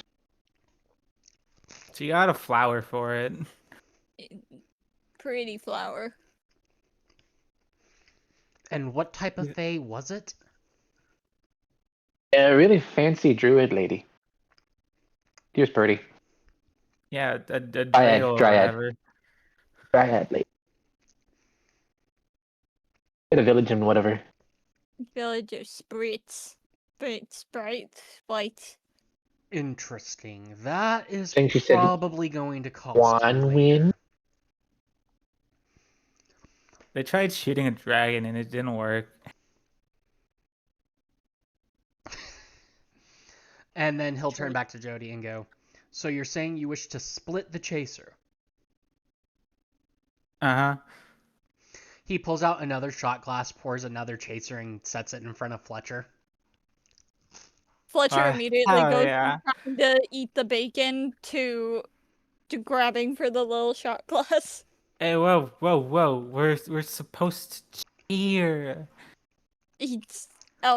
And he like lifts it up. He's lying on his back so that you can clink glass with him. Yeah. It just clinks it and then downs it. Okay, Down that. both of you, roll me a fortitude save, DC 35. Oh, uh-oh. Hold on. Yeah, I don't think this is gonna work. Nope. So mine was a 6. Plus 4. The 10. So crit failure. I did slightly better, but I don't think it's good enough. 22. Also a crit failure. Yeah, I figured. You're both passed out. Yeah. Hey, can we have? Ugh. And then slam on the table. I like the idea of Fletcher has a single piece of bacon by his nose that in his sleep he's eating. Hey, it just got a bit quieter. Flamel will finish setting all the food on the table. We'll sit down, start eating, and go, and now that the children are asleep, we can have an adult conversation. And he'll look directly at Brynhilder and go, so, a commander from the house of Rifle. Of Rice. The House of Reese. A person of questionable background. The Immortal King's immortal pet. And he looks at K-Paul. A scion of one of the elemental planes. What exactly Ooh, you're good. What exactly brings you all through my village? Oh. Well, it was slightly out of the way. I knew that I had heard rumors of you living here and thought it to be worth a stop in on our way to The capital. the capital. No, you're heading from the capital. Yeah. Right, you're heading to the capital of Treg. The capital of Treg, right.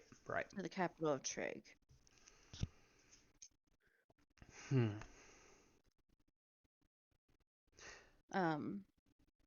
But He places yeah. a coin on the table, and you'll recognize on the coin the same symbol that was in the dwarf's tavern, the same symbol that the Immortal King showed you before sending you on your mission. And he goes and he asks, "So, I assume things are being set in motion then?" I guess We've been set in motion. I see. Not fully in the loop yet. Unfortunately, it is not my place to tell you, then. However, you do deserve a reward. I like those. And I am going to give you 2. First off, Saren.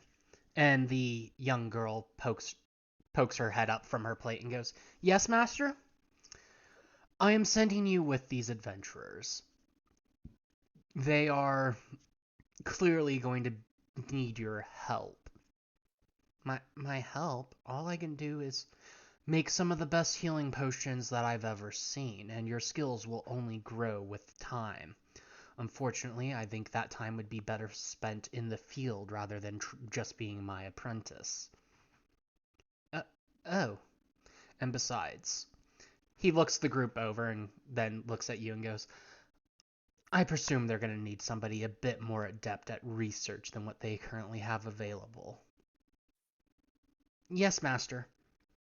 And for the second reward, he goes into a cabinet, waves a hand, and it just kind of slides open, but not like a cabinet door sliding open, but like, have any of you've all seen Doctor Strange, right?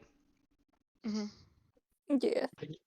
You know whenever the Ancient One would shift to the mirror dimension and the reality would kind of slide and turn? That's Yes. what happens. And he pulls out a box of vials. He sets one out for all four of you. Actually, all 5 of you, because he sets one in front of Saren as well. Places it back in, waves his hand, and the thing happens. He looks at Fletcher and Jody and goes, "I apologize for this. You're enjoying some of the Weirdest dreams I have ever had, but you need to be awake for this part. He just kind of snaps, and you see emerald lightning strike both of them, jolting them wake instantly. What? What the fuck? Bacon. And the Fletcher starts eating his piece of bacon that he was halfway through, like sleep eating. He gives a chuckle Oh, and right. The goes, food's out. "Unfortunately, food will have to wait." So that's who. I just keep eating. Okay, maybe it doesn't have to wait, but time is of the essence from what I've been able to gather. And your reward for helping out my apprentice can take its toll on the body and may consume a decent amount of time. So please, drink at your earliest convenience. And sitting in front of you are all vials of a silver liquid. What is another tonic? Not a tonic, not alcohol. It is of an alchemical nature. I can't tell you more than that until after you have taken it, because knowing what it is without having experienced it first can cause you to subconsciously try to resist it. And if you resist it, it can end in death. We can just not drink it. What is this thing? Flamel will sit down, and he'll mutter a word that the last time y'all heard it was when y'all were talking with the Immortal King. And you kind of feel something tighten on you. And he'll go, "I beg your pardon. This brings me no joy, but I'm afraid you don't have a choice in the matter currently. Time is of the essence, and finding another one to replace you would be too much effort at this point." He lifts a hand, and you all feel compelled to drink your thing. You can roll a will save to resist if you would like, but I would not recommend it. I feel like I have to with Jody. Can I roll to resist just to drink it myself? Because Fletcher doesn't like being told what to do. Jody is the only one being forced. Oh, okay. Never mind. 19 plus 5. So, right, Will? Yes. Yeah, so 24. That is a crit failure. You take... this is going to hurt. She is stubborn. Yeah. Jody, you are at 0 HP as your Ow! as your unconscious body follows the order to consume the liquid.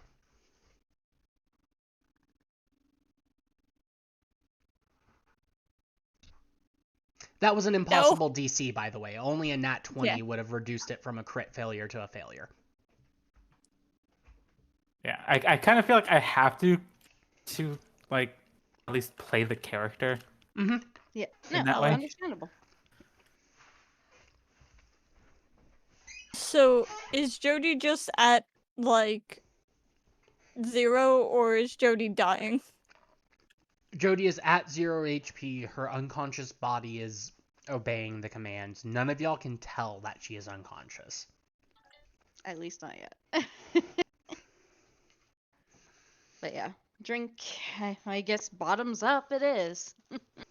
Jody and everyone who drinks, roll fortitude saves. Oh, jeez. 11. 13 plus 9, 22. 14 plus 4, I believe. Yeah. So 18. 24. Oh no. Poor Saren. Oh no. She rolled a baby. 10. Oh, baby. Okay, so if you rolled at least a 14, you get a success.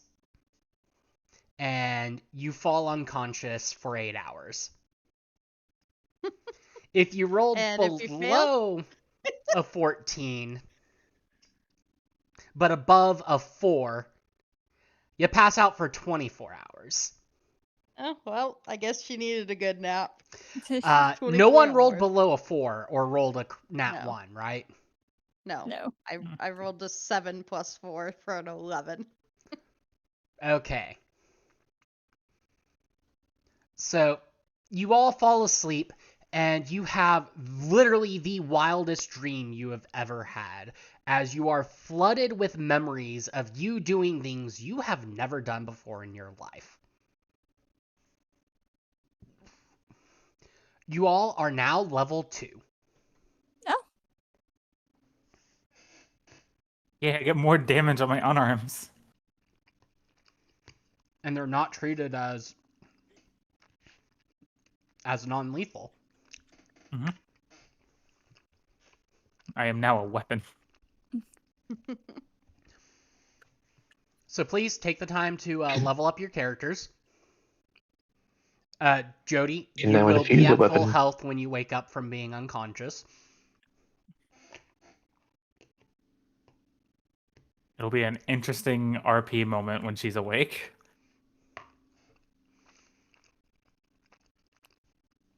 Oh, and despite being unconscious, you fully remember drinking the drink. That is even worse.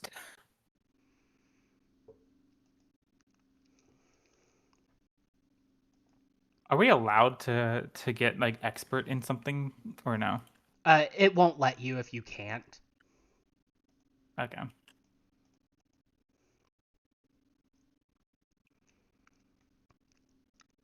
Yeah. In that case,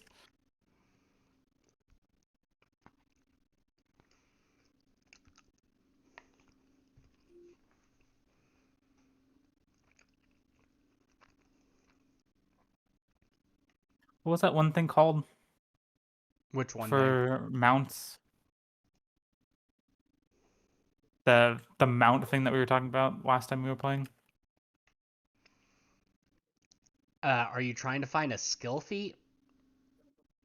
I'm just trying to figure out if it's a skill feat, yeah. If it's a skill feat, because I don't know if it is or isn't. I will say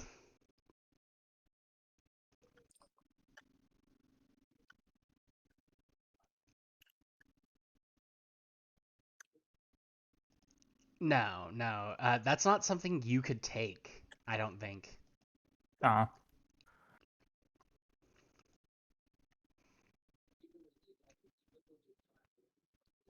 At least not at level 2.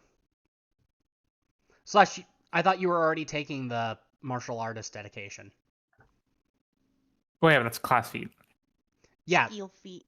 none of the mount related stuff is going to be a skill feat. Ah.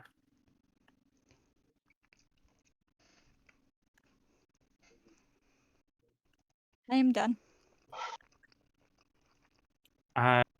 Do some reading. What did you end up taking?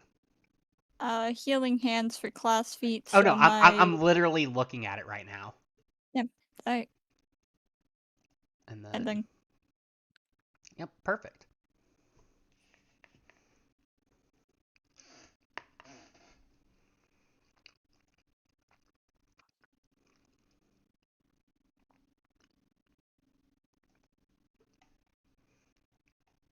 Man, I love the feats that are like, if you're a legendary, you do something bullshit. So for Catfall, it's for acrobatics and it reduces fall damage. Once you hit legendary, you take no fall damage ever. yeah. Yep. Meaning, if you fell off of the city, you would die of starvation before you hit the surface. So you just need to not need to Wait, no, eat. correction. That's if you have Featherfall. Yeah. I'll have to do the calculations if you're allowed to hit terminal velocity.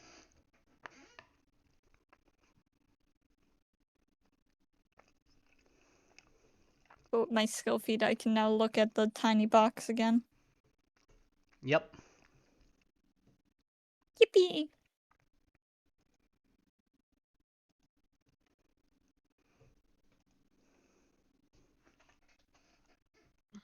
Did I get anything for getting a 24 on the fortitude roll, by the way? Or no? For getting a what? I got a 24. It was a 19 plus 5. Oh! You only fall asleep for an hour. Oh, hey! Is the food still... The moment I'm awake, I'm annoying this man, making him reheat the food, because he made us pass out before we could eat. Also, I want to look at the box, but I understand if I can't do that until everyone else is up. It's all good. So first off, the food is still there and it is still warm when you wake up. Yes! Fletcher's consuming all of the bacon.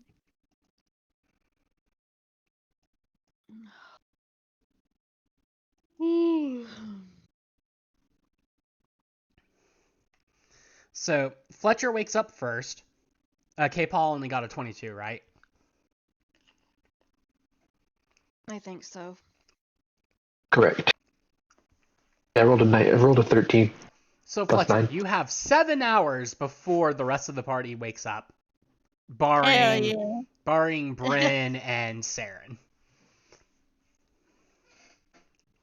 Yeah, so besides eating all of the bacon off of the table, I'm going to go try and find the chest that Okay, you that was need to left do the upstairs. identify magic.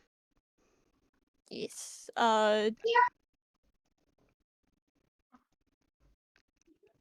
Let's see, Fletcher.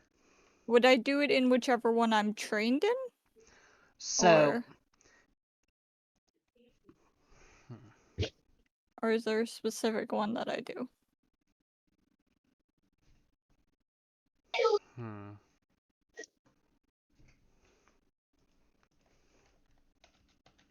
Because I'm only trained in occultism. You're also trained in religion. No, I am. That is a magic. I forgot that was a magic. Sorry.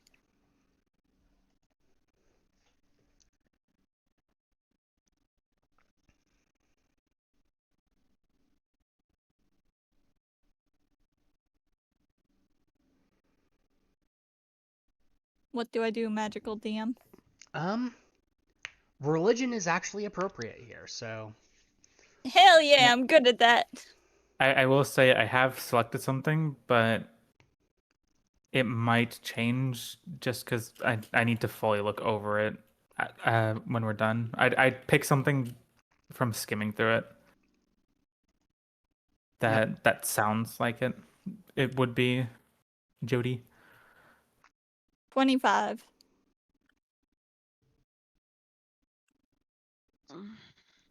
Yeah, that makes sense. And 25, you say? Yes. So, Flamella's watching you look over this box as he's going about doing some more preparations and stuff. But you discover that the box is known as a... Oh no. Oh no. My notes got deleted. No! Oh boy. Raggy. Okay, so the box has a specific type of name. You know what it is. I don't remember what it was. But basically, it is a magic box that if you don't know the passphrase to get into it, will shock you for attempting to force it open.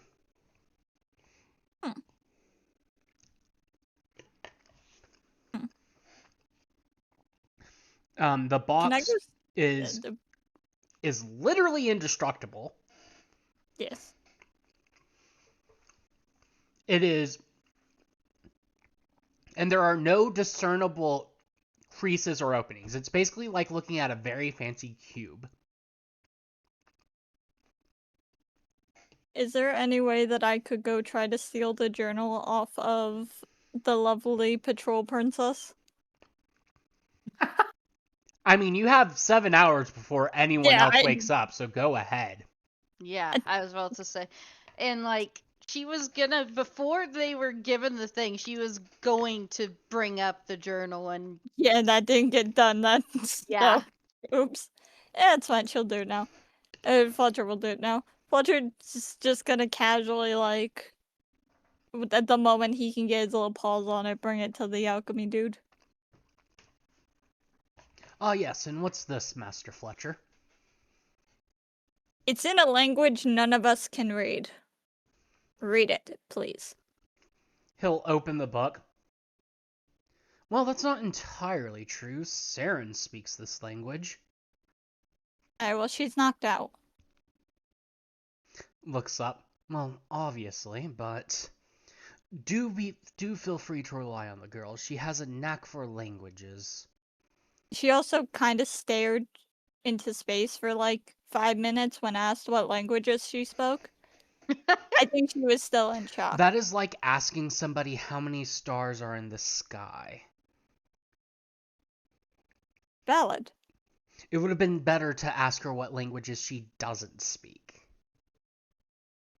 Alright, I'll remember to ask her that when she wakes up. Now, can you read it? What do you think Does I'm it say- doing right now? Does it say anything about a passcode for a box? Not yet. He's drabbling on about... Oh, I see. This necromancer is quite ambitious. Tell me, you didn't mention, did you manage to slay him? No, he ran off. I was trapped in a bubble. He got punched, he pitched a fit, and then he ran off. Then odds are he is going to be a thorn in all of our sides for a long time.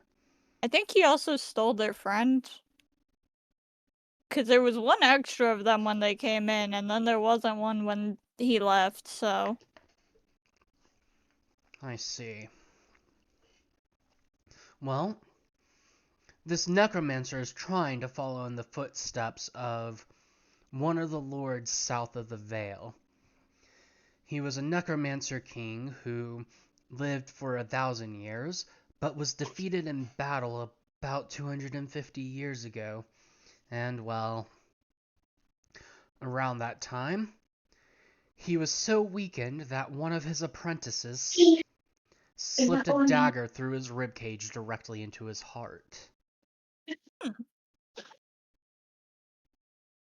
It seems this necromancer follows the chain of apprentices down that line.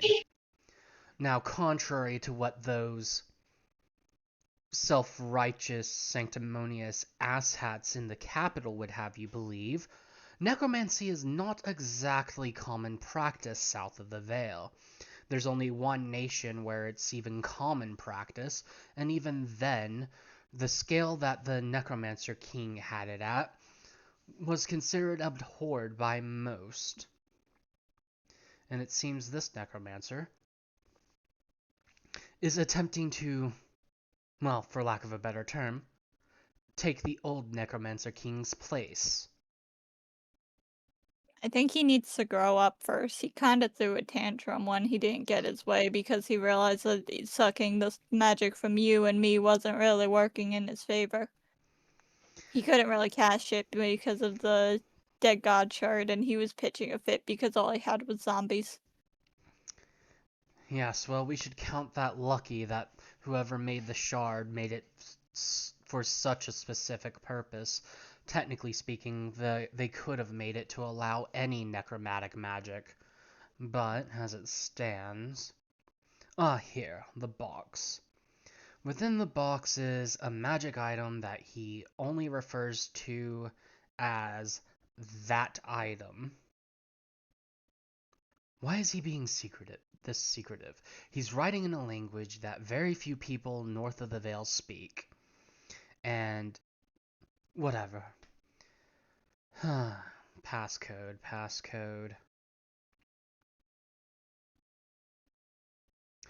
The passcode is encoded. Are you fucking kidding me? And unfortunately, it would take even me some time to decode it. More time than you currently have, and if I was to begin the process, it would only confuse dear Saren. He'll place a bookmark in the journal and goes, that bookmark marks which page the passcode is on, and you'll have to allow Saren some time to decode it once she awakens. Fletcher just kind of nods and then takes the book back, and then instead of putting it where it belonged, she brings it over to Sarah and he brings it over to Sarah and just kind of puts it like in her bag. Ah, yes, I will say this. Please do make sure to tell her you put it in her bag, or else she will not notice for a month. She's a very smart girl, but she is not very organized. I'll make sure she knows. I just want to remember that it's with her instead of letting them think that it's their book. She's the one who needs to decode it. So it's with her. I see. Well, looking at the time, you have about 6 hours before any of the others will wake up. So feel free to roam the premises. There's a few children outside who would enjoy seeing a kitty cat if you're looking for some scritches. But beyond that, I must get back to my work. A month of backlog is such a headache, and unfortunately, the villagers get a little distraught when they see multiple of me, so I promised them I wouldn't use my homunculi anymore. These villagers are weird. But okay. Then with that, he just kind of walks outside. Outside, he does leave the sword by the door because he doesn't want to give kids any access to a blade. Yep. So you find some kids who will spend as much time as you allow them playing with you, giving you pets and scritches and all that jazz. But we're gonna fast forward to K-Paw and Jody waking up at the 8-hour mark. I do want to point out that Fletcher probably goes for like 3 to how many hours did you say I had? 6. Like 6? Yeah, 3 to 4 hours of letting the kids play and pet him before he goes back inside and sits directly on Jody's chest and just sits there and falls asleep. Back. Jody is face first on the table. Right back then. That is perfectly fine with Fletcher. Fletcher has his sword again. It's just now leaning against the table. Oh, are you positive you want to sit on her back? It's probably less sitting and more like just laying, like using front paws to hold on to you so that if you do jump up, Fletcher is fine. Fletcher likes this human. Okay, at the 8-hour mark, Jody, K-Paw, you jolt awake. In Jody's case, literally. You wake up to the sound of purring in your ear. Do you immediately jolt straight up, Jody? Yep. Fletcher, roll a reflex save to catch yourself. This is fine. I'm trained in this. 23. Okay, roll an attack roll. Oh, jeez. That's a nat 1. So you manage to catch yourself, and your claws instinctively go to dig in. And immediately slip off, and you fall off of Jody's back. The purring has stopped. Fletcher looks like you had kicked him. You kicked the Fletcher. Except instead of kicking the Fletcher, you have dropped the Fletcher. You dropped the Fletcher. In her defense, she jolted up after being drugged. He's still just staring at you, wounded. Being drugged, you drank it yourself. Not of my own will. Yeah, but you still weren't drugged. It's magic drugged, okay? Hey, learned how to fall like Where the hell is that? in my dream. Where the hell is that old man or whatever the fuck he is now? Didn't you say I needed weapons? Make them now. Huh? I just What's find that? something random. Is that you say something about me needing a weapon? Make them now. He can make weapons now. Oh. Out of water? Fire. Fletcher's still on the ground, just looking up at Jody, wounded. He's been dropped. He is taking offense to this. He's waiting to be noticed so that he can act dramatically. I'll Is be learning honest. things from dreams normal? I'll be honest. Jody is just full of rage right now. I don't think she's really even paying attention too much. Roll to not kick the cat when you go to storm upstairs. I won't kick the cat. I'm not that heartless. Well, it's more that if you're not looking where you're going, and he's right by your foot. She's just gonna repeat. Where the fuck is that old man? Whatever he is now. Do you look down at Fletcher? I think eventually, yeah. When you inevitably look at Fletcher, he goes from waiting patiently to suddenly, like, stretched out as if you had, like, genuinely dropped him on purpose. Like, my human has betrayed me. I have What been happened to betrayed. you? You dropped me. You have dropped the Fletcher. Why would you do this? Sorry, and just reaches to pick you up, He very happily lets you pick him up. and then immediately storms off to find the man. As you storm off, like, his tail wraps around the blade of the like holder of his sword, so that when you go upstairs, he has his sword. This was all a genius plan. So you storm upstairs where Flamel is still working to catch up on the load of work that he has. Such a huge backlog. He hears you, comes up and goes, sleep well, did you? So, what do I need to roll to grapple him? Technically, that would be an athletics check. Are you sure you want to do that? Even if it's not smart, she is pissed. And visibly pissed, too. Okay, roll it. My lights are not on. Hold on, I need to find my phone.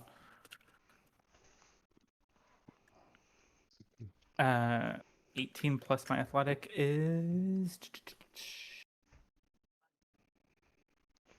24. Okay, so I'm going to tell you for your benefit, out of character, you are attempting to grapple a level 20 wizard.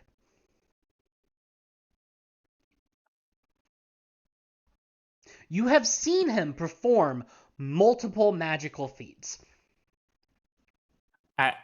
At this point,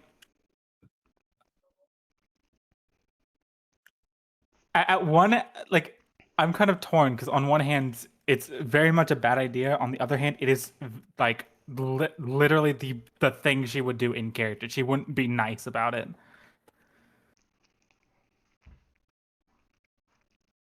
So as you go to grapple him, your hand goes right through him, and you feel yourself turned around in a gust of wind.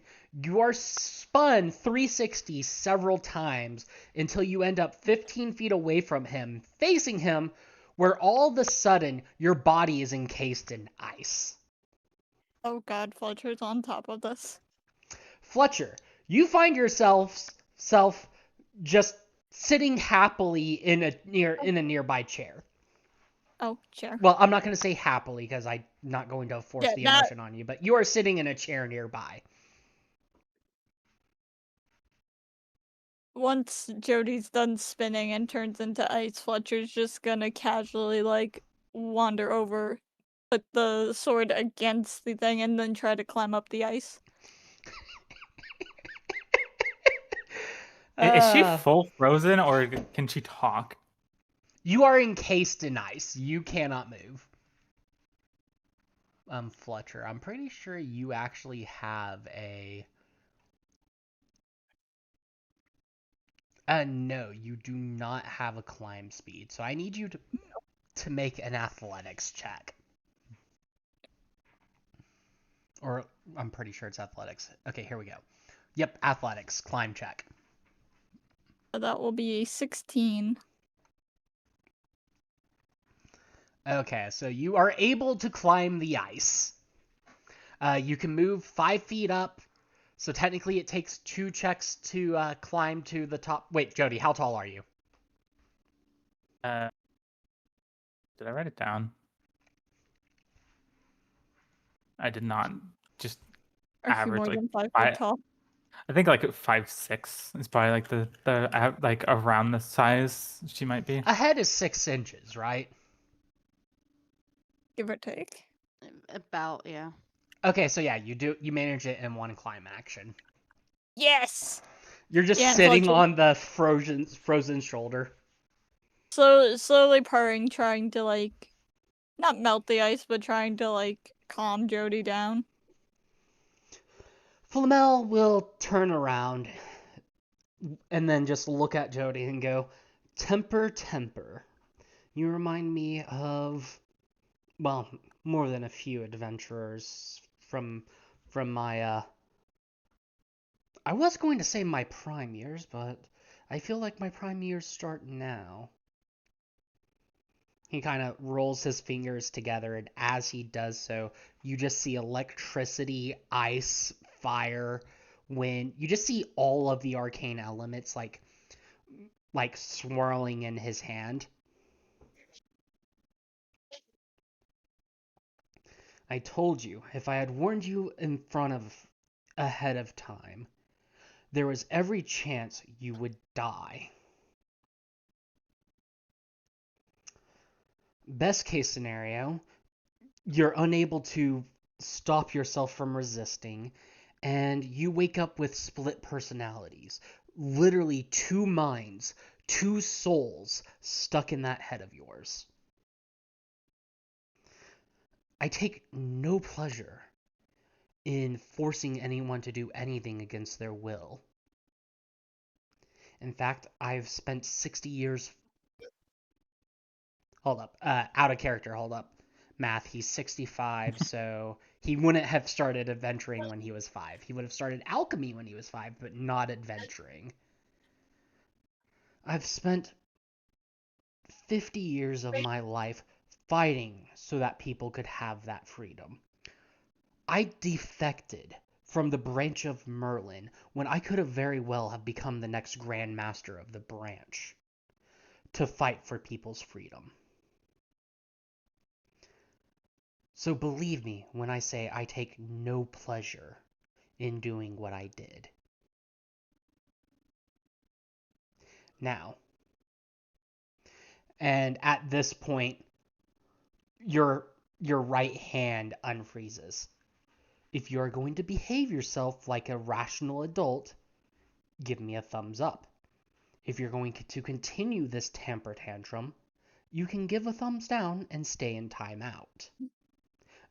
Know this, if you thumbs up, I thaw you, and you try to do something else, the punishment is not going to be pleasant. So, what say you?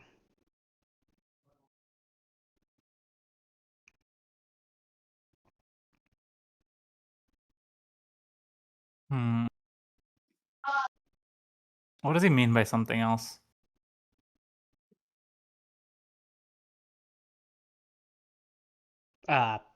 Refresh my memory. I just said a really large spiel. If you do something else, there would be punishment. If you attack again, likely. Basically, if you act aggressively and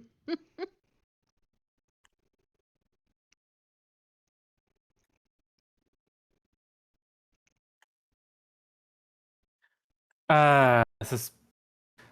Would it be a? Hold on. Would this be a deception check if I'm not gonna attack him, but still give a thumbs up for doing something else? Not to him, but Well, if you okay, are you planning on like destroying any of his property? no. Then no, it's not a deception check.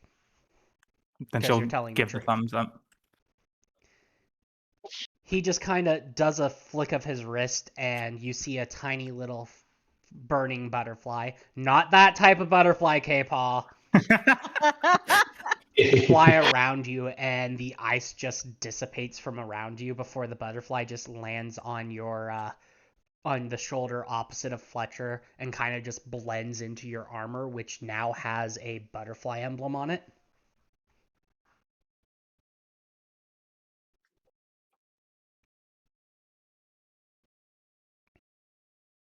She'll simply just go fuck you and just leave the building. Fletcher, you are being kidnapped out of the building. Watch my sword.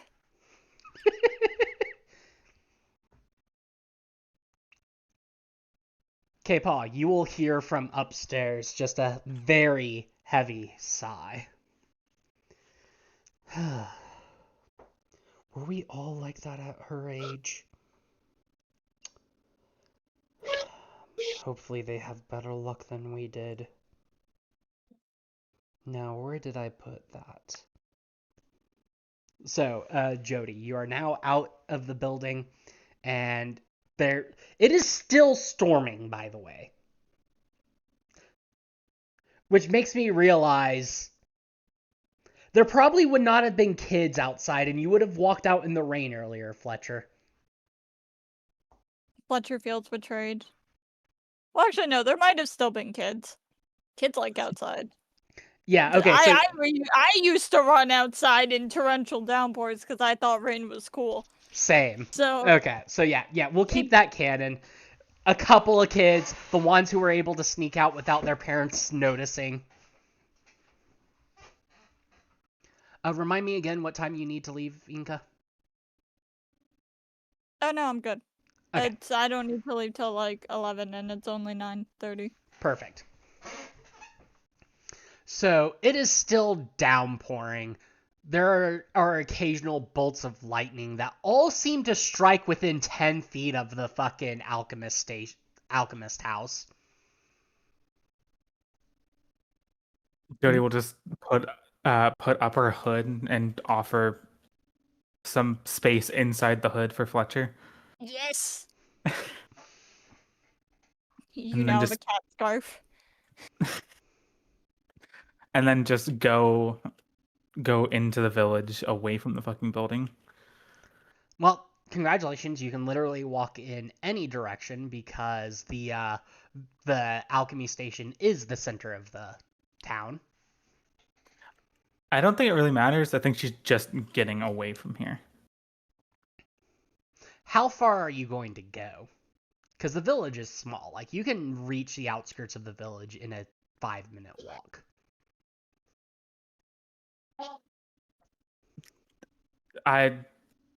Honestly, if she just reaches the edge of it, she'll just like walk around the edge of it over and over again. Like unless something catches her eye, like Pretty basic village. There's not even really an inn. The closest thing they have is the town hall. Nothing would really catch your eye. It's mainly just like a pass the time sort of thing. So, K-Paw, what are you doing? Climbing up 10 feet and dropping. And then finding and eating some, of course. What do you mean by climbing up 10 feet and You dropping? suddenly gain a climb speed? Because of the cat fall. He's climbing up 10 feet on something.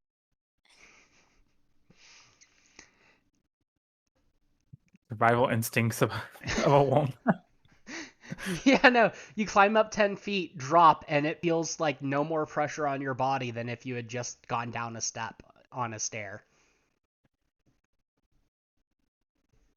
Imagine this is all fake and he just broke his ankle. Fell. It's like, Splat. JK, take damage. JK, you knock yourself out. And then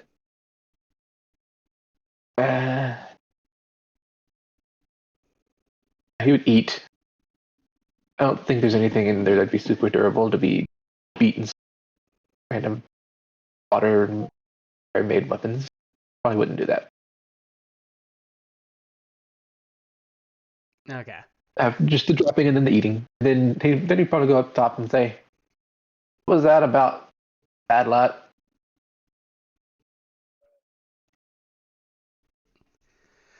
Flamel will look at you. Will turn to look at you for a minute before going back to the work and going, well, once upon a time in my youth, with a few other adventurers, we did a similar journey to what you are doing now. We unfortunately weren't able to accomplish our greater goal, so we came back to the area and went about our lives. I had a friend that reminds me of your purple-armored friend quite well. They were both hotheads, neither of them liked being controlled, and yet all of us were bound by a similar contract that y'all are bound by. He pauses. I'll talk to Faye too. He pauses and goes, not with the Fae, with the Immortal King. It's not public knowledge, gotcha. and it's not recorded in any history books, but about 50 years ago, we all went on a grand adventure. We learned some things, but it wasn't the right time, so rather than getting to do our goal, we had to set up the dominoes for somebody else to do it. And today, it seems like you and your group are the first of those dominoes to fall.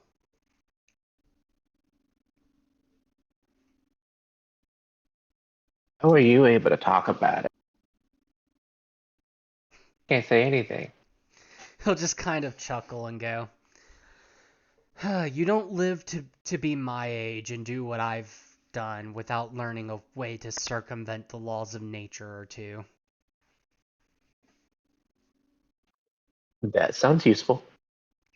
It's very useful, and something you'll eventually be able to do yourself.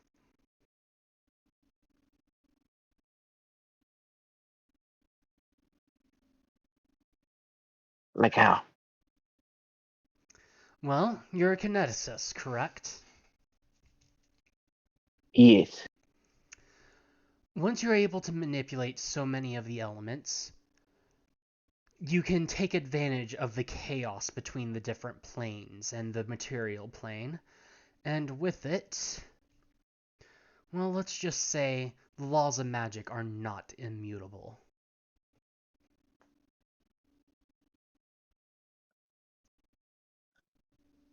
Magic. Chaos. Something cool. Okay.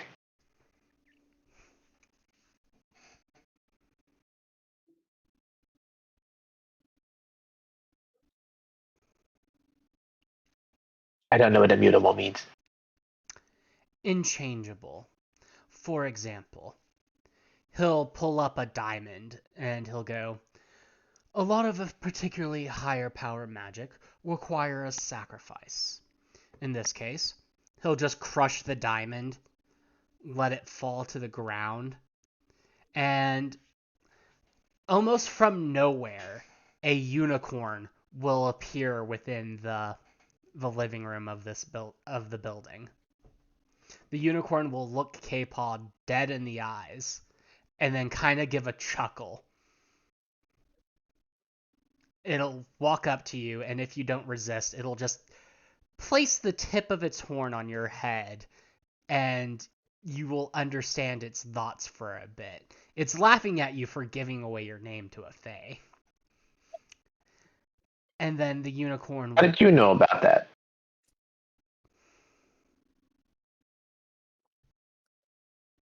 I mean, we did literally say it out loud. He didn't say it to the unicorn. No, just the person that summoned it. Not many people know this, but unicorns are one of the epitome of fey beings.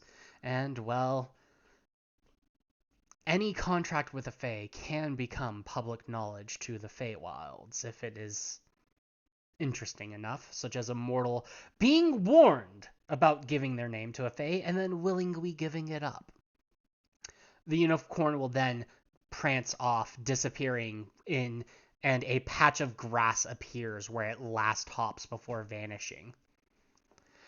Flamel will look at you and go, "Now that spell cost me about 1,000 gold to pull off. But once you're able to reach into the primordial aether, and you'll just see him draw a rune in the air. He'll just kind of pull out a dagger, cut the rune in half, and then he will motion his hand, and you just see the diamond dust from the diamond he crushed, just float up to his hand and reconstitute itself. He'll then put the diamond aside, and the rune will mend itself and then vanish. You're able to reverse the laws of magic to some pretty extreme extents. Of course, you are several years away from that. Still looking forward to it. That's cool. He'll give a chuckle and say, "Well, the fact that Saren and your other friend hasn't woken up yet means that it'll be about 16 hours before they do wake up. So feel free to spend the time as you please." You got anything that I can beat up? That weird dream you gave with the fluid thingy, where I can like make weapons. If you step directly outside, I can use the rain to form a water elemental if that'll suffice.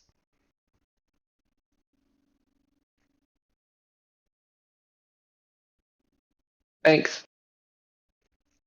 Okay, you step outside, and true to his word, a water elemental appears. Okay, let us, not that page. Y'all don't get to see that page anymore. Hee.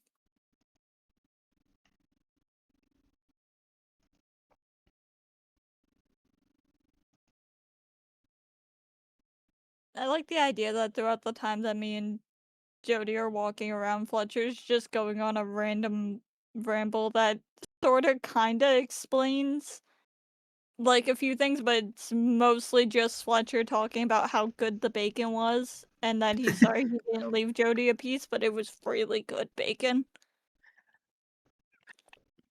He did mention that he like figured out what was like the language that the thing is in and that Sarah knows how to do it so she can figure out the passcode for the thing in the box. So, But K-Paw, do you have a token ready for your character, or? Not. I never got to it, but the one that's in there should work just fine. Okay, see if you can move that. Excellent. It's loading up.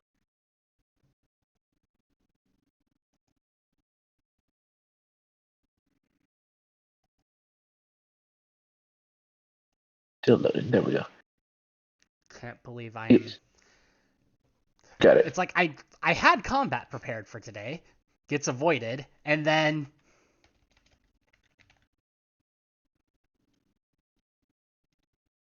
To be fair, you literally told us not to.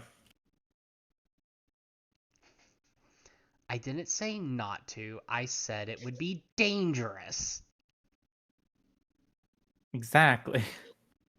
Yes, and the strategist is like, I'd rather be more prepared for a battle.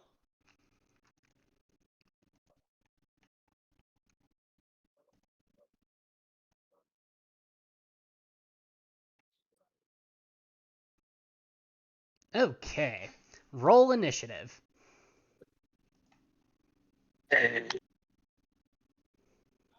Oh. Wait. See. 8 plus my perception. Jody, Well. you and Fletcher are going to hear what sounds like a giant fucking splashing noise coming from the center of the village. What was that initiative, K-Paw? Snake. 12? Yeah. Okay, I can't hear him. Is he saying 12? Yes. Okay. 12. Yep.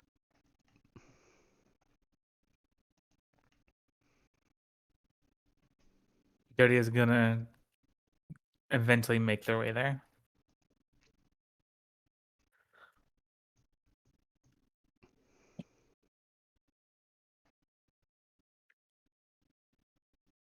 Okay, so first things first. The water elemental. K-Paw, are you trained in Arcana or Nature? Nature, I am. You can roll a Nature check to identify it. 18. You identify it as what's known as a living waterfall. You living do waterfall. recall that it has resistance to fire. It is immune to bleed, paralyze, poison, and sleep.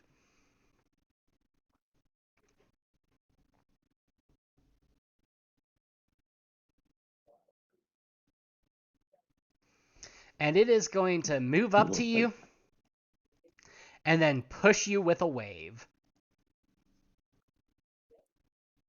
Saying hi.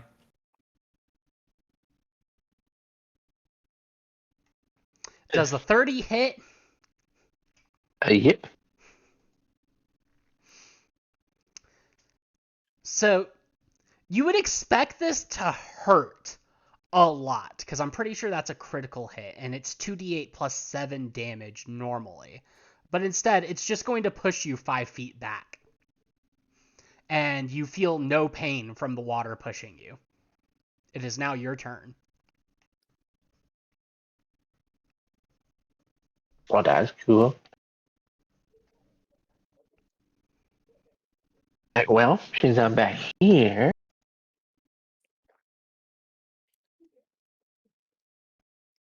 he'll make a water whip. It has, I believe they have reach. Let's see. Spells, impulses, elemental blast. It doesn't really have anything for specifically that. So weapon influence. Yes, you can give it reach with water whip. So, there's a 2 action.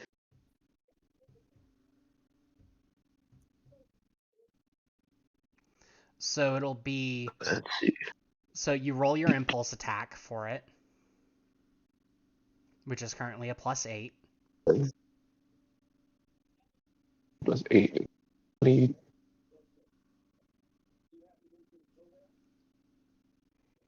22 to hit. That'll hit. You get to do 1d8 plus your strength mod, either cold or bludgeoning. I'll go.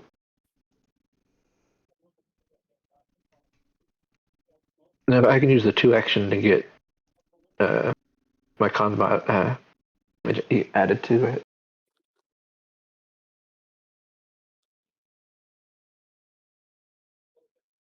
Wait, so if you use your con, is that plus strength plus con? It's a status bonus to the damage. Yes, you can. I might need to make an Unga Bunga kineticist then. Unga Bunga kineticist. 3 plus strength plus con. Anything can be Unga Bunga if you tried hard enough. Exactly. 3 plus 1 plus 4, so 8. Okay. Let's see. Do you have any resistances to that? No, just fire. Okay, so the water whip connects with the living waterfall, becomes one with the living waterfall for a second because, you're attacking a water elemental with literal water.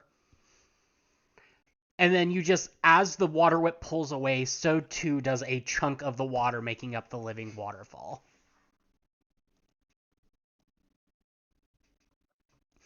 And surprisingly, it does not have anything to do. Does any of its stat block care about being hit by water? No. It does not care if you attack it with water. What the fuck, game? Okay. So after that initial exchange, Jody, you and with Fletcher on your shoulders come up to see K-Paw fighting a living waterfall. Not that you know what that is. He's just gonna ready to punch it in the face and then ask, well, not even in the face, but you know what I mean. And then, like, while doing so, also ask, what in the fuck is this? It's a living waterfall. A waterfall that's alive. The guy inside summoned it for me to fight. Motherfucker. I wanted to test out my new weapons. So, Jody, are Why you am I not shocked you asked for this? So, Jody, Doesn't hurt, are it you just actually pushes you going to around. go up to punch it? I feel like she would have while saying, like while talking, considering big bad hitting supposed teammate. Okay, roll initiative. Fletcher's just hopping off and gonna go stand. Oh, I did not mean to draw. 24. Congrats, that does put you at the top of the turn order. Okay, it is your turn. You may attempt to attack the living waterfall if you'd like.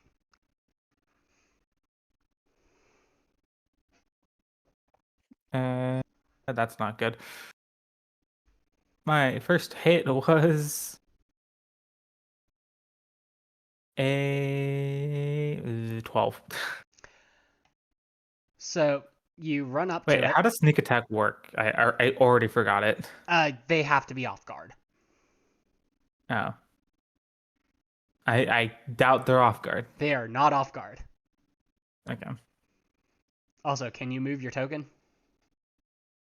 Oh, I was looking at my stat block. Which one's my token? The one that doesn't look like anything. I can also I think I can put mine down. Yeah. Although I don't know how to make it a circle. Oh, why are there two Jodies? Because I can put down my own one.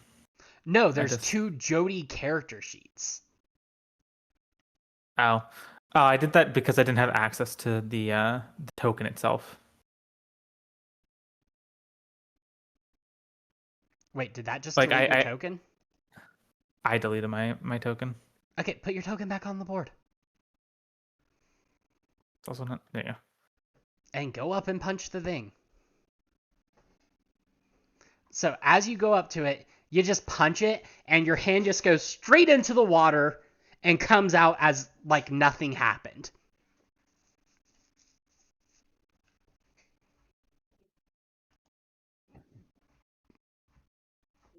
Looks like you need a weapon.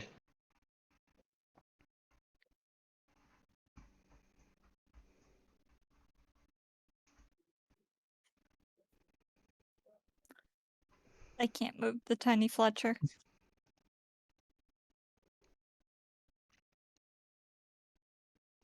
I am debating.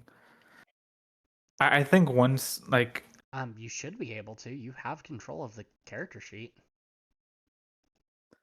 I think my thought process here is Jody would run up to punch it to like help, then say the like what the fuck's going on, and then probably back up afterwards.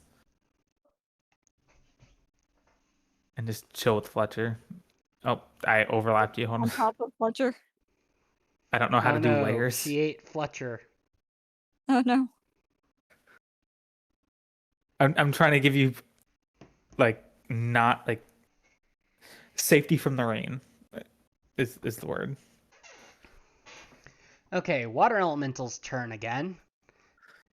And this time, it's going to attempt to push K-Paw from where it's standing.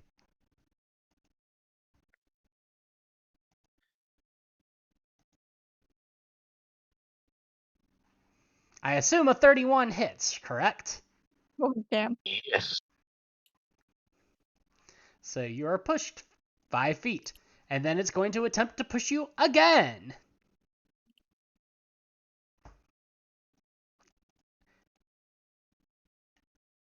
Oh, God.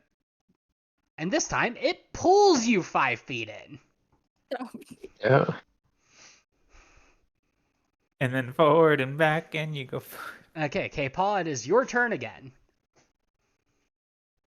Weapon infusion. If it's not filled in, does that mean it's like a free action, part of another action? It is a free action, yes. So with Weapon Oh, he's Infusion, gonna- it's just a free action as long as your next action is Elemental Blast.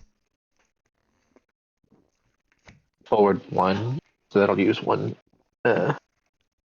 Then he's gonna go turn it into like a giant hammer, with a forceful trait Okay, twice. twice.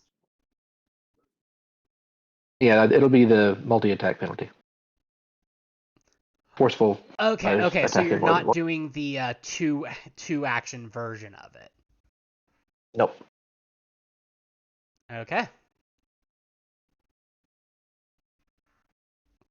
So roll both of them. First one is a 27. That'll hit. What's the forceful trait do again?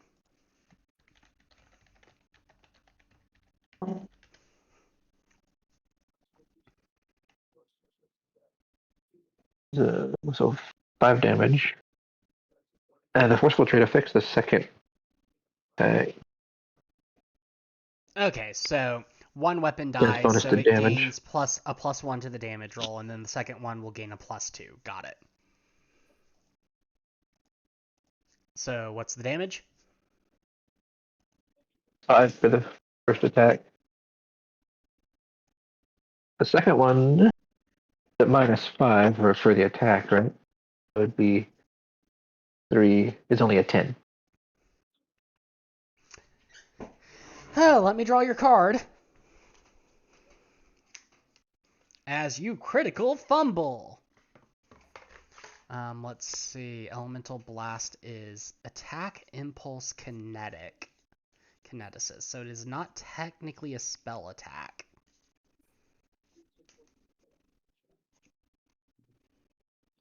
So you said critical fumble, and my mind went, "Let's get ready to fumble."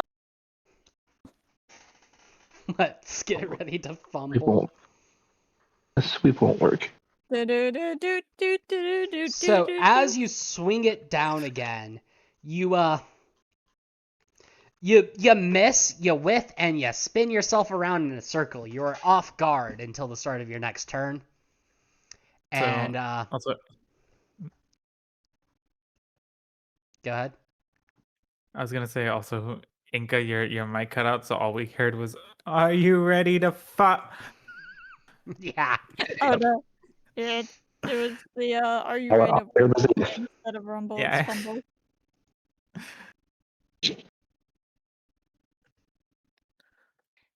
The gods try to silence me, but they always fail.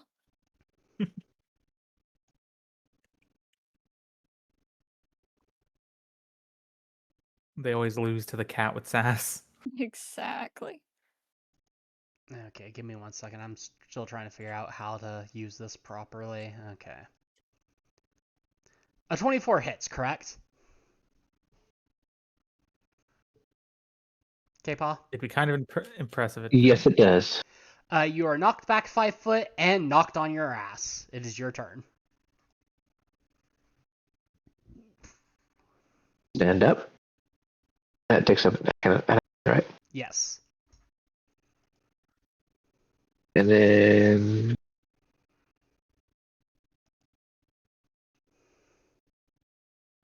he'll make it like a kind of pole arm or something with reach, Okay. Roll it. and then do the double attack for the 2-action attack. The 2-action attack. Yes, Okay. Roll it. it is 18. Cuts through it without seemingly doing anything.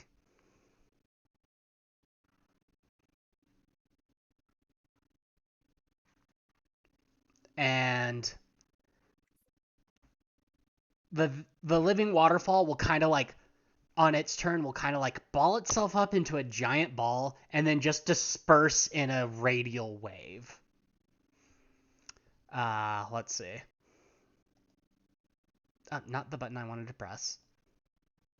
Can I make a reaction to staying in front of Fletcher to not wet the cat more? No, I should you say? may not, Aw. because there are reactions for that, and you do not have that reaction. So, a 30 is a crit for everyone, right? Yes, it is. Okay, I'm so assuming. you're pushed back 10 feet. You're pushed back 10 feet. You're pushed back 10 feet. And the water elemental is gone.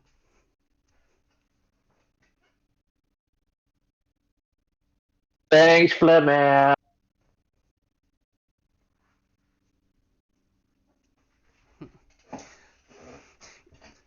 You just hear a "you're welcome" coming from the shop as the guy is overly working and debating hiding his shop for a bit so he can use his homunculus to catch up on work.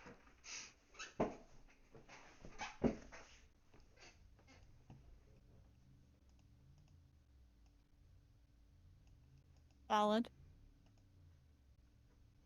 Jody's just gonna K-Pod, did you get hurt at any point during that? Nope, it just pushed me around. Didn't do any damage at all. He's nice. I just got to test out different weapon stuff.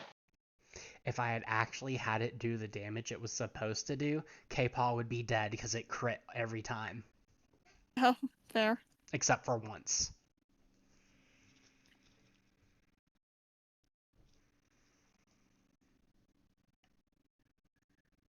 Jody's just It gonna walk hit back really into hard the- though, so if it actually wanted to hurt me, I think it would. Jody's just gonna walk back into the village somewhere and just let Fletcher choose where they want to be. Once again, following you. Because Then it wants more shelter for Marine again, even though it's already wet anyway. yeah, then Fine. she'll offer you the same spot. Yeah.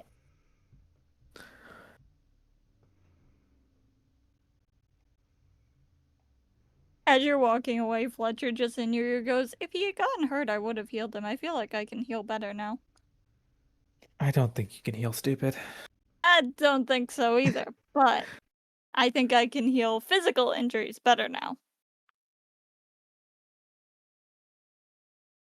I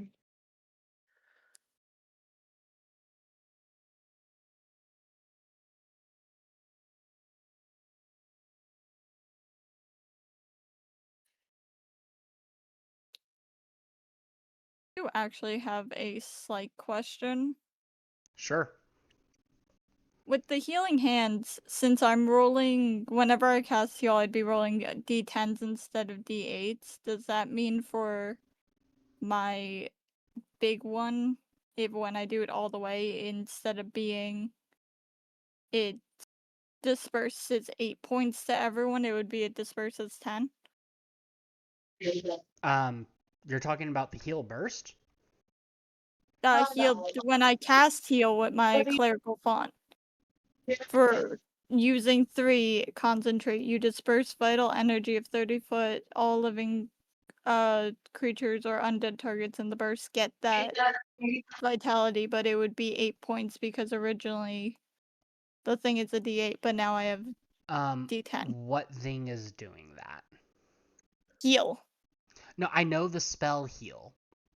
Class feat healing hands. Your vitality is even more vibrant and restorative. You can Yeah. cast heal and you roll d10s instead of d8s.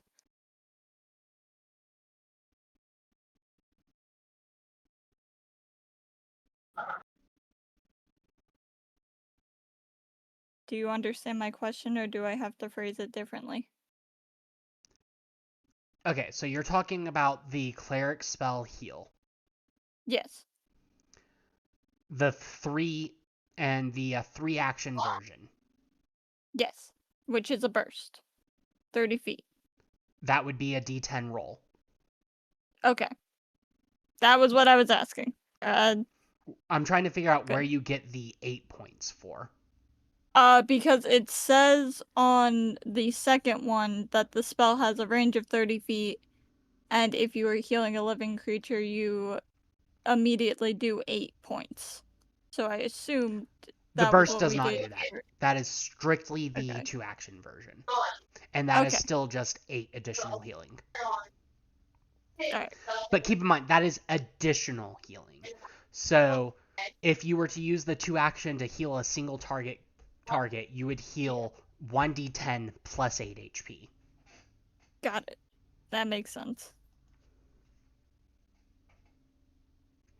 Yeah, Fletcher thinks Fletcher can heal better, but you can't heal stupid, so K-Paw is a little out of luck. Sorry, buddy. You didn't hear them say that, so not upset. Probably wouldn't be upset anyway. Yeah, especially since K-Paw is definitely more intelligent than Fletcher, and is more intelligent than Jody. Yeah, but Fletcher Act has like it, wisdom but he technically falls back on. Fletcher's also not meant to be smart. He just has common sense. Okay.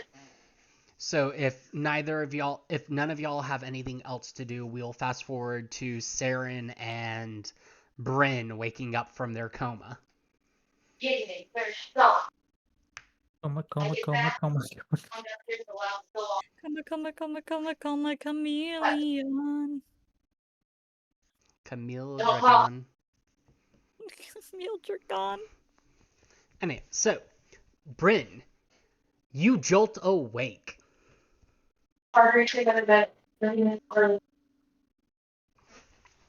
Excuse me while I go check on my wife. Fair.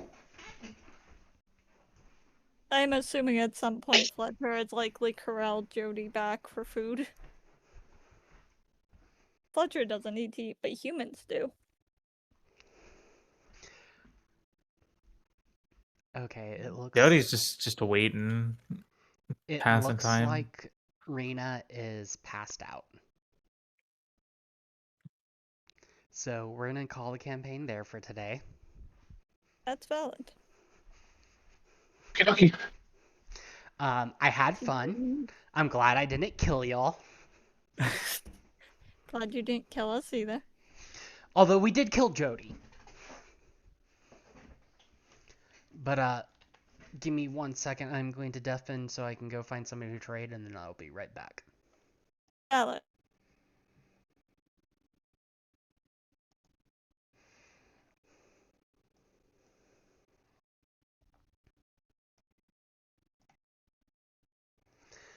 Okay, everyone, we're gonna raid my good friend T-Rock. They are playing Overcooked 2 currently. Apparently this is going to be a double raid, but